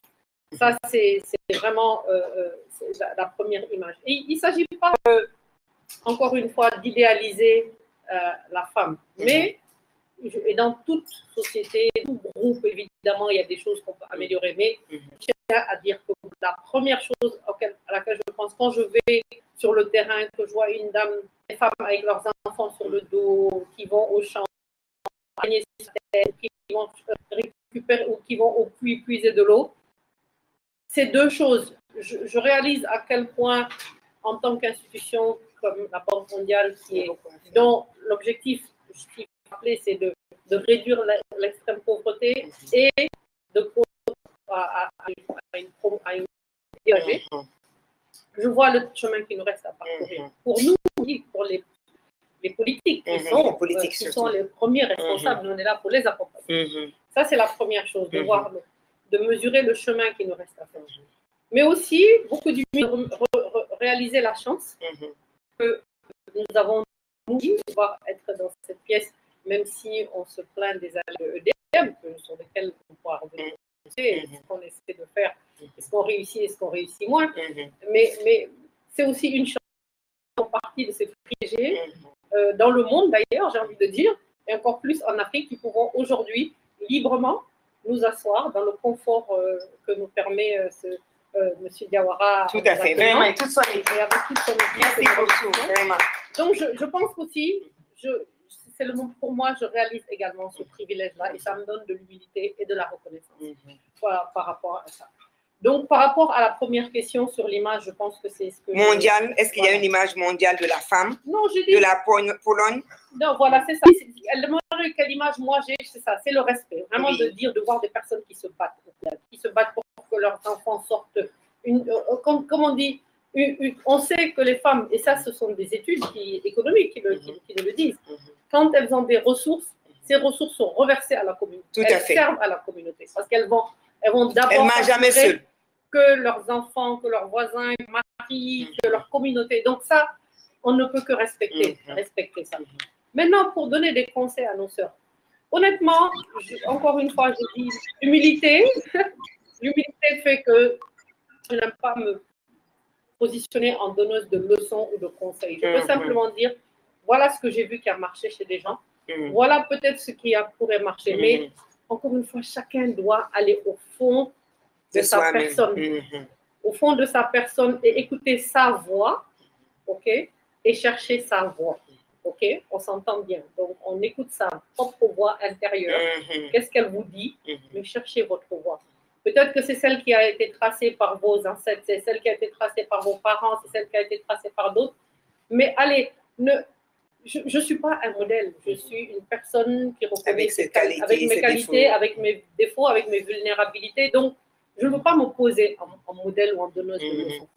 Par contre, comme je dis, il faut que chacun se dise les choses ne vont pas changer si je reste ici. Croise les doigts. J'ai vu Maître la dernière fois et j'étais vraiment ravie de voir quand elle a été dans sa communauté. Je suis sûre qu'il y en a d'autres, mais je me permets de la voir aller dans son quartier, dans sa communauté, s'habiller comme les femmes de son quartier, leur parler dans un langage qu'elles comprennent et leur permettre aussi de réaliser. Et ça, j'ai beaucoup d'admiration. Donc, honnêtement, si chacun... Parce que le leadership, ce n'est pas d'en haut, hein. Ça se passe en bas. Si chacun d'entre nous se dit, qu'est-ce que moi je peux faire? Que ce soit au niveau économique, quand vous êtes au niveau de la mine, ou au niveau de la société de sécurité, ou tous les niveaux où vous intervenez, je pense qu'il est bon. Aujourd'hui, je pense que c'est ça que je peux dire. Hein. Regardez ce que font les autres. Regardez ce qu'il y a de bien. Et regardez-vous, qu'est-ce que vous voulez faire de vous? Et prenez votre reste. Regardez avec ce que je dis. Essayez d'être la meilleure version de vous-même. Vraiment, à chaque fois, allons vers la quête de nous, d'être meilleur, d'être tous les jours un peu mieux. Mais c'est une quête difficile, hein, c'est une quête, mais je pense qu'elle est possible. Soukaina, si vous permettez, je pense que c'est une quête difficile, mais en même temps, ce que je voudrais peut-être dire, il faut se mettre trop la pression dessus. Parce que personne ne demande quel est le modèle de cet homme moderne, masculin. Donc, je pense qu'il faut aussi reconnaître que les femmes, nous sommes plurielles, nous avons des aspirations diverses. C'est vrai qu'une leader ou un leader doit toujours servir, ta vie doit servir à quelque chose. Chez nous, on dit, Togo, quand tu n'es pas de ce monde, qu'est-ce que tu aurais laissé, quelle vie tu aurais impacté? Mais aussi, vraiment, ce n'est pas trop de mettre de pression pour dire, est-ce que j'incarne? Les hommes ne se mettent de pression. S'il n'y a pas de modèle type d'homme masculin leader, il ne doit pas avoir de modèle type de femme aussi leader. Et ce que je vais dire pour ceux qui samedi passé, nous étions avec Stella Bidé. On a beaucoup parlé de ce thème. Comment suivre ça quand on est défini par un leader là en soi qui peut vouloir quelque chose en un moment T, mais en un Y va vouloir aussi changer. Être vrai, même toujours, si bien dit, la meilleure version de soi. Donc, regardez nos différentes plateformes sur Soya. Vous pouvez retrouver ou même sur YouTube la conversation qu'on a tenue samedi à ces questions. Valérie, vous voulez ajouter quelque chose? En fait, je pense que la femme aussi doit se dire qu'est-ce que je veux mais aussi et surtout qu'est-ce que je ne veux pas et qu'est-ce que je refuse. Parce qu'en fait, je trouve qu'on a beaucoup de mal à dire quand même. À plein de moments, et peut-être qu'il y a des choses quand on parle de la violence économique, de la violence physique, de la violence psychologique que les femmes subissent, c'est quand même monstrueux. Et à un moment donné, alors c'est facile à dire, tu n'as pas ton indépendance économique, effectivement, mais ça peut être aussi un juste milieu à trouver entre ce que je n'accepte pas, ce que je ne veux pas dans ma vie, leader ou pas, mais déjà se libérer de certaines choses qu'on ne veut pas dans ma vie, et après peut-être pour mieux s'épanouir. Parfait. Fatou, tu veux ajouter quelque chose? Valérie, merci beaucoup. Qui voudrait... Ok, la présidente? Okay. Donc, c'est Assa Doucouré, la présidente de AFEMI, l'Association des femmes du Mali. C'est le projet qui tue la femme mondiale.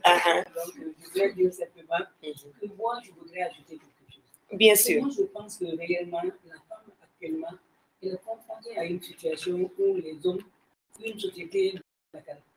Donc, on a beau patriarcal ou matriarcal. Donc, on a beau dire, on a besoin de s'assumer et vraiment de se battre et vraiment de convaincre.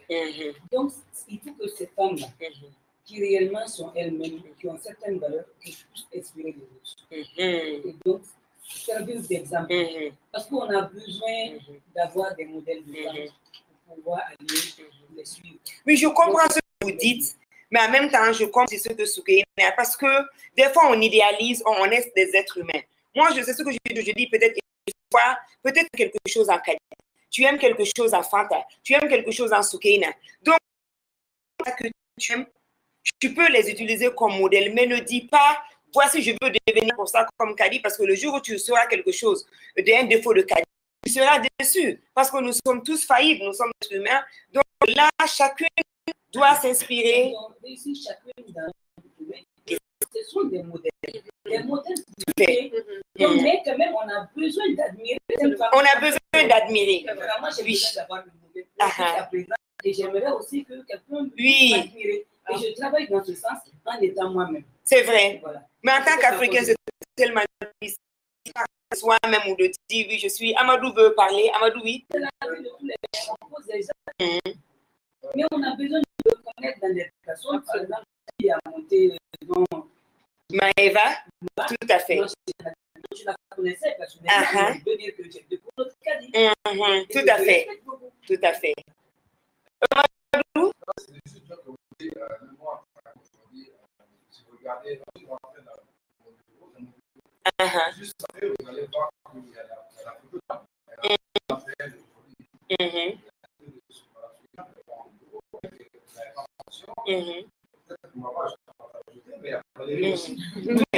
non, j'ai des photos.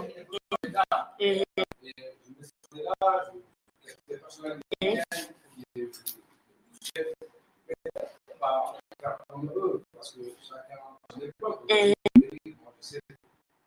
Quelque part avec mon vie, on rencontre le progressivement dans la vie. Je me dis, mais seulement ces femmes aujourd'hui, ils ont besoin de ces identités. Je pense que c'est il faut le faire. Cela va permettre tout simplement à accepter en fait ce qui est la cas aujourd'hui. En réalité, est-ce que la femme dit ça veut dire que ça va permettre d'aller au. Et moi, je pense en train de m'écrire des messages partout. Mon cher ami, je pense que tu devrais faire ça. Plutôt à 10 ans, il y a aussi à partir de la Banque mondiale. C'est ça qui est l'union de la force.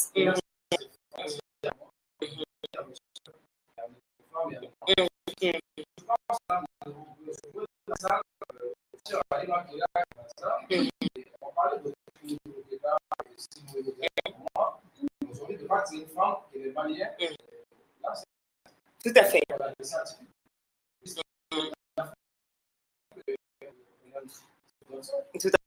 Et hier, on était avec Beneta Diop. Tout à fait. Mais on est des Africaines et c'est difficile. Je pense que Soukéina ne peut, ce qu'elle a dit, ce qu'on attend, on l'a bâti, on voit un modèle, je l'ai dit, donc elle inspire tout. C'est pour ça qu'on a voulu venir cette personne avec elle pour l'opportunité de la davantage, de la côtoyer, de poser des questions et vous allez voir que c'est très très abordable, toujours prête à servir. Donc on est prêt à 18h. Je ne sais pas si vous... Oui, juste pour quand même, les personnes qui nous suivent, genre... Tout à fait, ma Kingi voilà, Facebook. Il y a une question à laquelle on a répondu, et je pense que c'est est-ce que le leadership des femmes n'a pas été à l'école? Et là, je suis sûre que je ne suis pas la seule. Moi, je suis l'exemple de ma mère, jamais l'équipe, moi, vraiment, est une source d'inspiration. D'abord, c'est une source de sagesse, j'ai énormément appris à côté d'elle, par rigueur, autonomie. Elle était déjà une femme qui se prenait en charge, qui prenait en charge sa famille, qui amenait des affaires à ses enfants et même à ses petits-enfants, par rigueur. Des choses dont beaucoup de personnes aussi ont ces exemples. Je pense que, encore une fois, l'école est importante. L'apologie de l'illettrisme, bien au contraire. Mais n'exclut pas les personnes qui sont là, ou qui ont là, et qui ont de vrais leaders, qui nous ont inspirés, qui ont contribué à la société, à impacter positivement la société. Je pense que pour revenir, comme je dis, c'est d'avoir des modèles. On a tous besoin. Mais encore une fois, comme je dis, aller être un modèle et réaliser, c'est deux choses différentes. Je pense que c'est bon qu'on ait des modèles qui tirent vers le haut. Moi, j'aimerais entendre cette dame qui est de la NASA, bien sûr, qu'elle nous dise un peu qu'est-ce qu'elle a fait, comment elle a fait. C'est une fierté si extraordinaire. Et encore une fois, et je pense aussi, c'est le concept enracinement dont on parle, et fier au président enracinement en ouverture. Et c'est pour ça que c'est que je me définis d'abord comme africaine, mais aussi comme une citoyenne du monde. Je pense qu'au fond, nous-mêmes, nous sommes tous africains. Nous aspirons à la même chose. Et le fait que nous-mêmes, tant que femmes, nous essayons de nous définir comme dans une boîte, disant « Ah, moi, je suis sénégalaise, je suis Peul, je suis tout ça, mais je suis citoyenne du monde. » Et aujourd'hui, quand je travaille dans l'Asie, en Ukraine ou au Pakistan, je reconnais dans cette personne-là, je reconnais l'humanité qu'il y a en chaque personne. Et ça, je pense que c'est important. Puisse-nous être les vecteurs de cette ouverture, les vecteurs de l'humanisme. Merci beaucoup, Soukna. Merci pour les mots de sagesse. On revient pour les mots de culture. On va alors demander à notre sœur Ali Madja.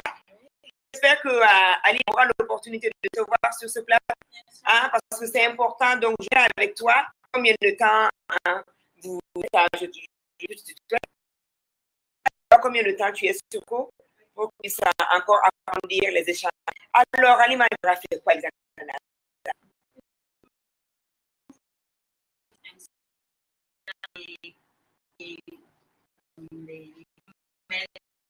Organisation, comment faire pour intervenir. Je travaille avec l'aide, l'USAID, les organismes qu'on va sur les centrales, l'Afghanistan, nous travaillons avec les aussi avec la maison centrale où nous avons la ligne à ligne. Tout à fait, tout à fait. Nous, on a matin et sous la et les inondations maintenant, nous hivers, le travail, c'est de collecter des données, de pouvoir à travers ces données atmosphériques, de prévenir ce qui pourrait arriver dans 3 semaines. Et quand on veut faire de tel boulot, de telle activité professionnelle? Bon, par rapport au Mali, moi j'ai commencé ici au Mali avec des écoles publiques. Donc de là, je suis partie. Public, hein? Oui, public. Voilà. Donc à ça, j'ai continué au niveau de la faculté des sciences et technologies. Et à cette Université du Mali. Université du Mali. Et durant cette étude, il y avait un programme des Nations Unies.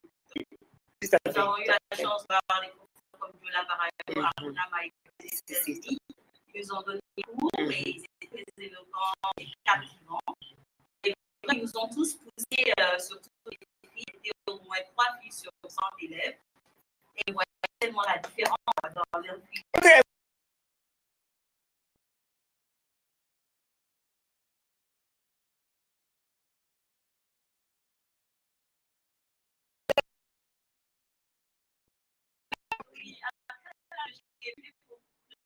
J'ai eu la première bourse qui a été donnée par.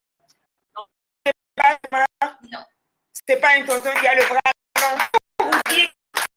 Ça arrive, Mali, c'est en train de se passer. Si tu n'es pas fille de quelqu'un, tu n'es pas fils de quelqu'un, ça le compte plus zéro. Mais elle est très jeune. Donc, on parle de la République des années 80. Et pour l'anecdote, le jour où pour le concours, j'avais fait un photo dans la brosse mineure, j'avais trouvé, je pouvais fixer mon dos, je n'étais paraplégique. Maman me dit, ah, Lénie, en fait, je dis, je ne suis pas là, je ne peux pas aller. Elle m'a mis dans un hôtel d'handicapé. Merci à maman. Elle savait que tu pouvais. Elle dit, tu vas faire le test, tu passes, alhamdoulilah, tu ne passes pas ça. J'ai fait le test, j'étais au moins 5 ans, j'ai été la secrétaire. Mais ce n'est pas une petite ce n'est pas une petite paraplégique qui va nous bloquer quand même. Que nos amis sont. Aza est paraplégique. Même si on doit par terre, on va aller. Vraiment, merci à maman pour ça. Japonais. Arigato. Wow.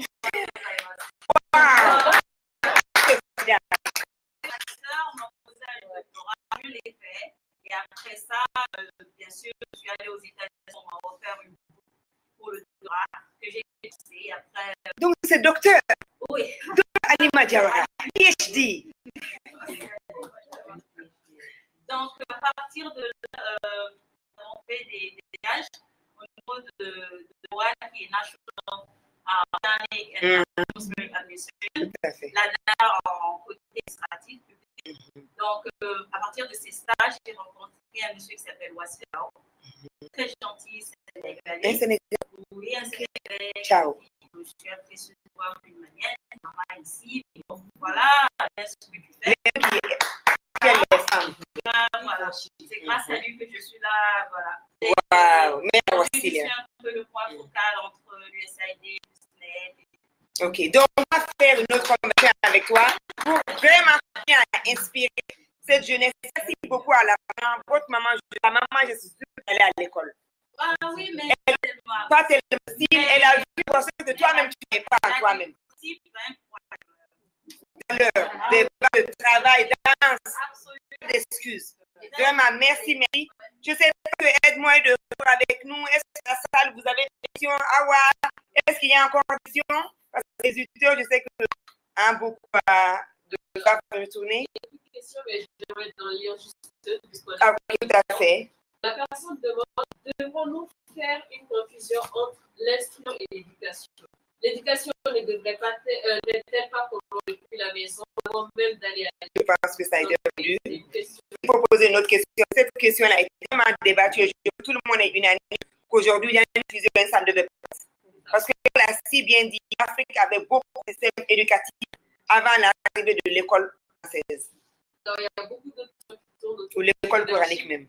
La femme leader, parce qu'au cours de la conversation, elles ont été posées. Donc, elles vont faire ça pertinent. OK. Merci beaucoup à toutes celles et tous qui nous suivent sur King Visio. Merci infiniment à Padou, à Gouami, à l'Université de Vienne, qui a Kinky Events et aujourd'hui Kinky Visio, qui nous met maintenant de soutenir en tant que Maliennes et Maliennes de parler. Ah, vous voudrais dire 2 mots par rapport à l'université virtuelle parce que je suis des femmes leaders que nous devons toujours venir aussi de la connaissance. La formation continue importante. Je pense qu'il y a des études qui disent que tu apprends à 3 ans ou quoi, 80% est obsolète. Donc, tu n'as que 20% qui reste nouveau. Donc, toujours, ce ne sera pas, et aujourd'hui plus que jamais, le monde global. Je pense que l'université virtuelle peut nous permettre à 4h du matin, à 18h, les week-ends, les dimanches, quand on veut, de s'inscrire dans un programme, suivre pour ces études. Et surtout, moi, bien particulièrement, la bibliothèque numérique qui est accessible pour 1000 francs toute l'année, et tu as accès à tous les livres de par le monde. Donc, merci beaucoup à nous Diawara et toute jeunesse dynamique. Donc, parle-nous un peu, peut-être tu vas venir pour parler à tes sœurs par rapport à l'université virtuelle. Et encore, merci pour la confiance d'une femme. Alors, bonsoir à tous. Bonsoir à tous. Audrey Sali. Audrey Sali, je suis la manager de l'Université du Mali par extension. et je suis honorée d'assister à cette conversation, comme j'ai eu à le dire. Pour l'Université verte du Mali, comme j'ai eu à le dire la dernière fois, on est parti d'une problématique. C'est le Mali traversait une crise multidimensionnelle. Et à cause des différentes crises traversées, le système éducatif s'est trouvé très impacté. Et cette base-là, on s'est dit, nous, notre métier étant numérique, quelles sont les choses qu'on peut apporter en soutien au système éducatif présent. Donc, c'est là que l'initiative est née. On a mis à cette université numérique pour toutes ces personnes qui sont soit déplacées, soit qui sont déscolarisées pour des raisons de mariage précoce. Parfois, ce n'est pas que c'est le mariage qui les empêche d'aller en cours, mais souvent, avec tout ce qui se passe dans le foyer, ils n'ont pas forcément l'énergie nécessaire pour finir leurs études. Donc, cette université-là, on l'a lancée à Cadre Social en 2018. Le lancement, c'est en novembre 2019. Et aujourd'hui, on a un millier d'étudiants à travers l'Afrique et l'Ouest qui bénéficient du programme diplômant au Mali, co-diplômant avec l'université française dans le groupe INSA. Et également un programme certifiant avec le caractère social pour toutes les couches de la société puissent bénéficier de formations diplômantes ou certifiantes pour valoriser les acquis et les compétences.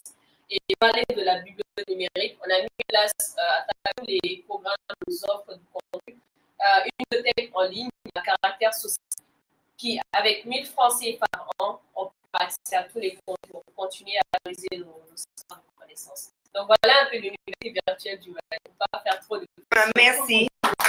Comme c'est ce qui est grave d'expliquer autour du col, et je peux aussi remercier, mais la de tous les jours, African Green, qui a gracieusement, je n'ai payé que le transport, nous offrons un cocktail cuisière.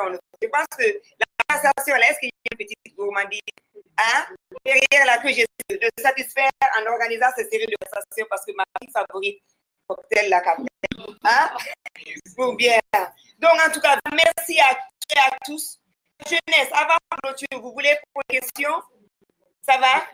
Merci. Est-ce que moi de retour, avant qu'on ne vous libère, j'aimerais que vous nous disiez par rapport aux activités, s'il vous plaît, par rapport aux activités que vous avez eu à mener 5 ans, quand même, vous êtes au Mali, les femmes de la Banque mondiale, peut-être nous, on ne le sent pas, mais vous avez des points phares que vous voulez discuter avec nous, présenter, des impacts directement à la communauté. Attention, oui, là, s'il vous plaît. Ah, c'est Edmond qui essaie de venir. Ah, ok. Parce que vraiment, donc, est-ce que vous voulez parler de ces programmes phares? Je pense au programme je sais beaucoup de start-up que vous avez, en l'occurrence, le Zaban, c'est tout Maïga, avec nos déficients mentaux. Il y a beaucoup de vous avez mené qu'on est nécessaire. Partagez avec nous à ces leaders, à ces femmes qui touchent la communauté, qu'on peut venir et être des alliés par rapport à la lutte et l'aide de vos différents programmes. Que tout ne soit pas au niveau du gouvernement, mais que nous soyons conscients au niveau, on peut se racheter un peu et va faire 4 au lieu de faire. Pour cette question, je pense que la première chose que je peux dire, c'est vraiment à chaque fois que j'ai l'opportunité, la chance de rencontrer des jeunes comme Halima, que je n'aime pas parce que je me dis que le destin d'Afrique est entre nous. Il y en a plus. Oui, je pense également que ça m'inspire, avant de répondre encore une fois à la question que je vais d'éluder, c'est de dire parfois il fait partie de la seconde, mais pas du deuxième. Pas simplement avec l'Italie, je reconnais ses défis. Mais la première école à laquelle elle a été, c'est sa famille. C'est ça. Ça aussi à compenser les manquements de cette école qui est lycée au demeurant. Et regardez comment une dame qui a été à l'école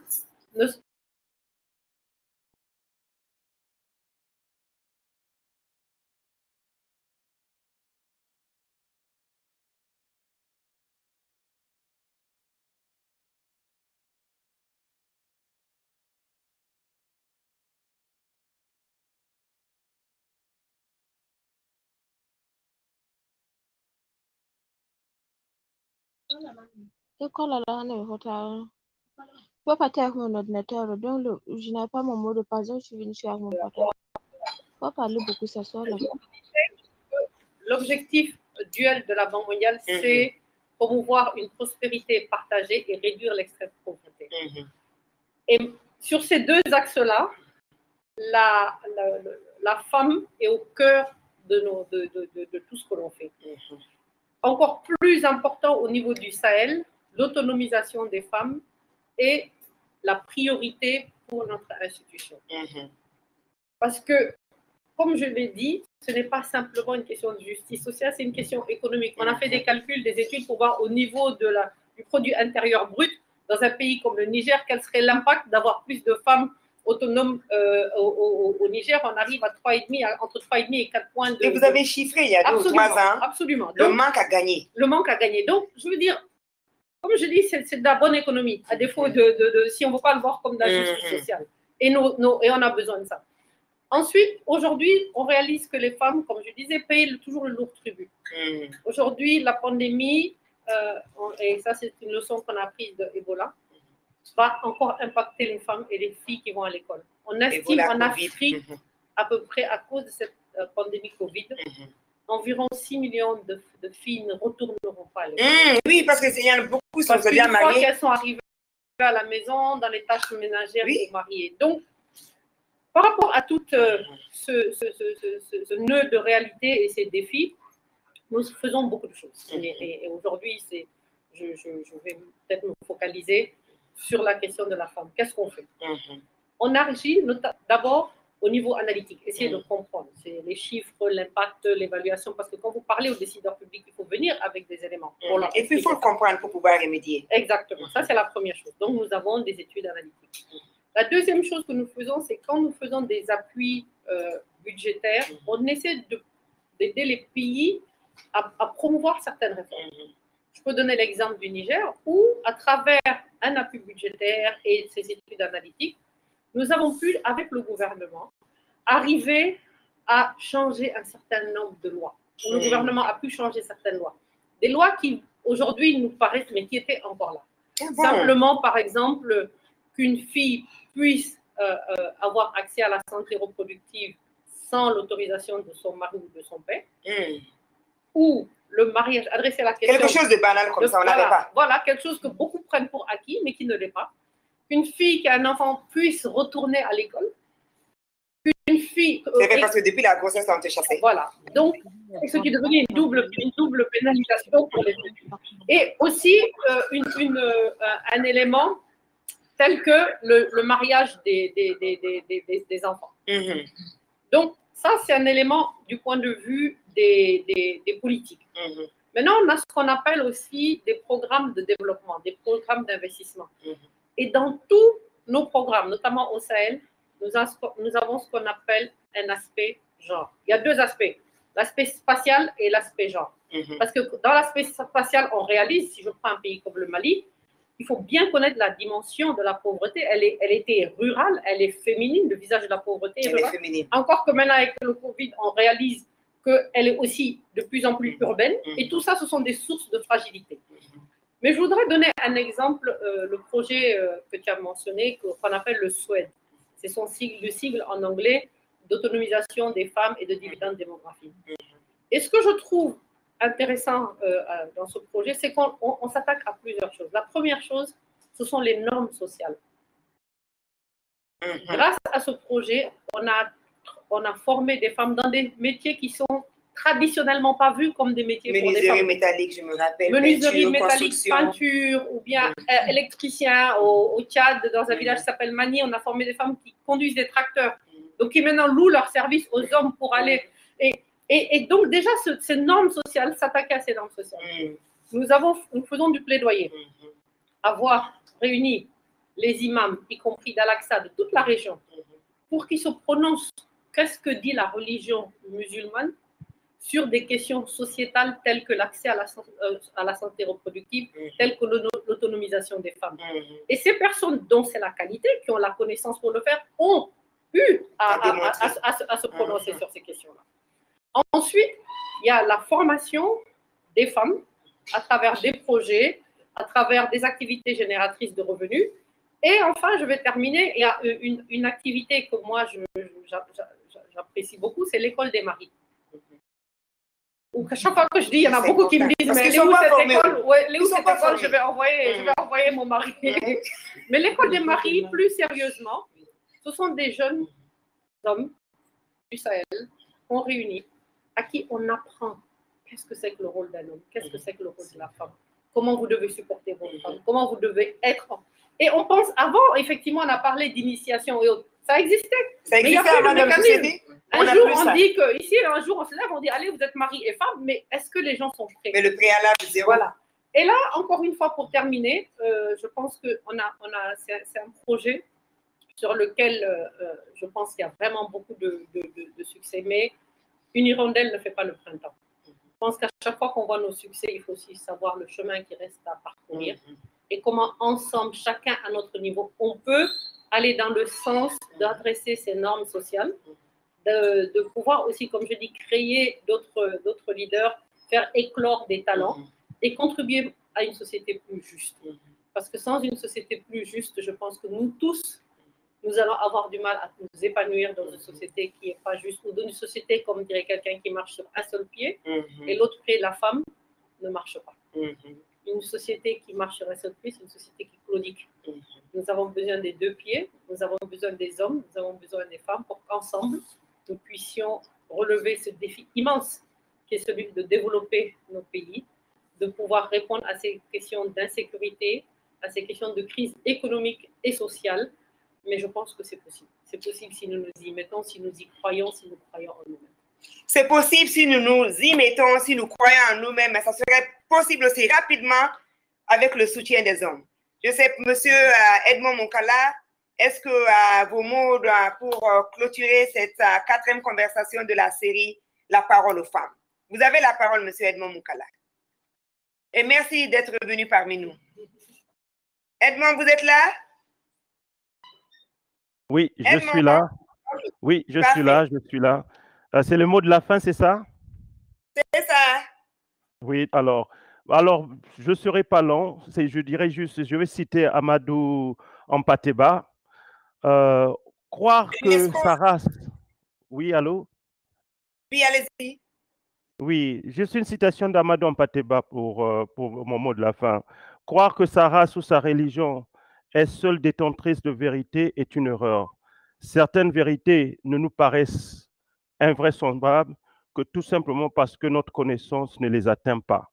Et une autre citation encore d'Amadou où il dit tant il est vrai qu'une belle femme est parfois plus efficace qu'une armée bien entraînée et approvisionnée. Je voyais aussi là, quelque part, un peu d'éloge à la femme, à sa capacité, et comparé à une grande armée, que je ne pense pas que ce serait aussi la même comparaison qu'il aurait fait envers un homme, juste pour montrer que même dans nos poètes, ces grands poètes, la valeur de la femme et son pouvoir étaient vraiment bien reconnus.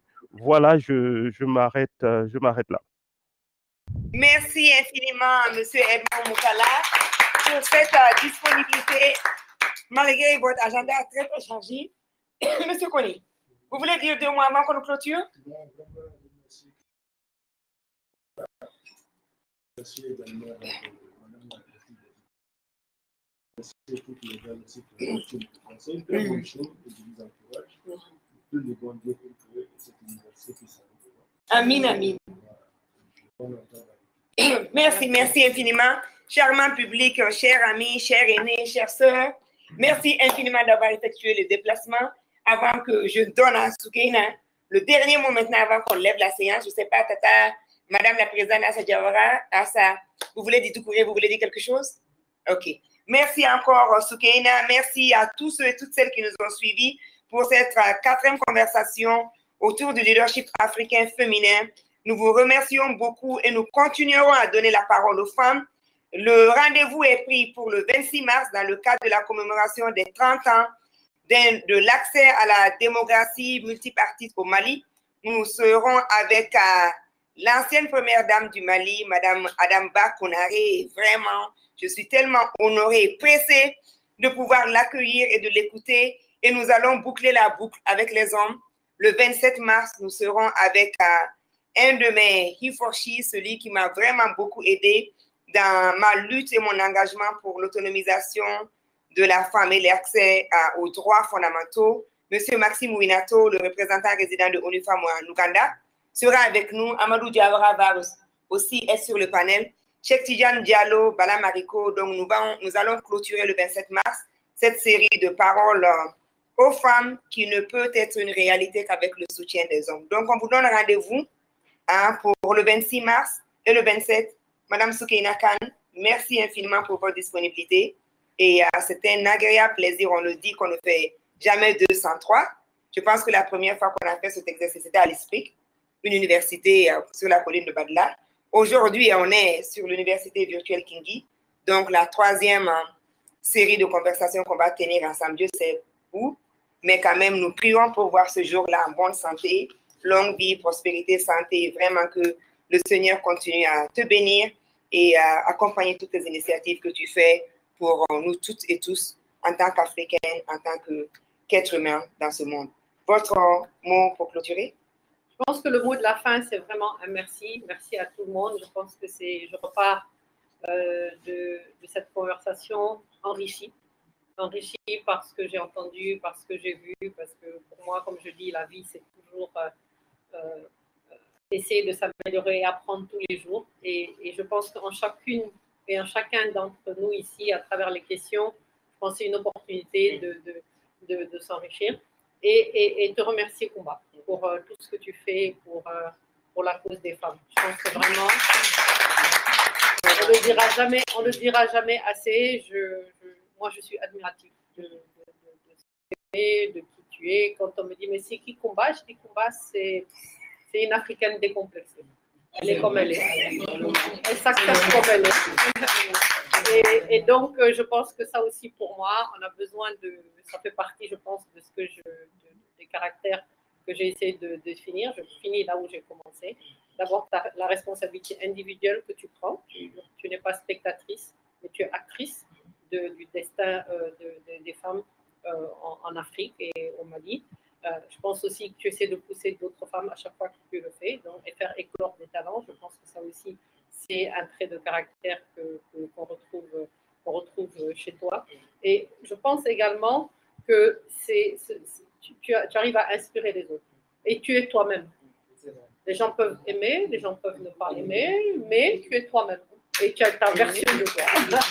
Et cette version de toi, mais en même temps, cette humilité, parce qu'à travers les conversations qu'on a, que ce soit dans des forats de ce genre, ou même plus personnel, cette volonté d'aller toujours vers une amélioration de toi. Donc, je pense que ces 3 éléments par lesquels j'ai commencé, qui pour moi sont le leadership, je veux terminer par ça parce que je pense à toi. Voilà. Merci infiniment, merci à vous tous et tous. Et on se dit à la prochaine. Rendez-vous est pris pour le 26 mars. Merci. Au béni.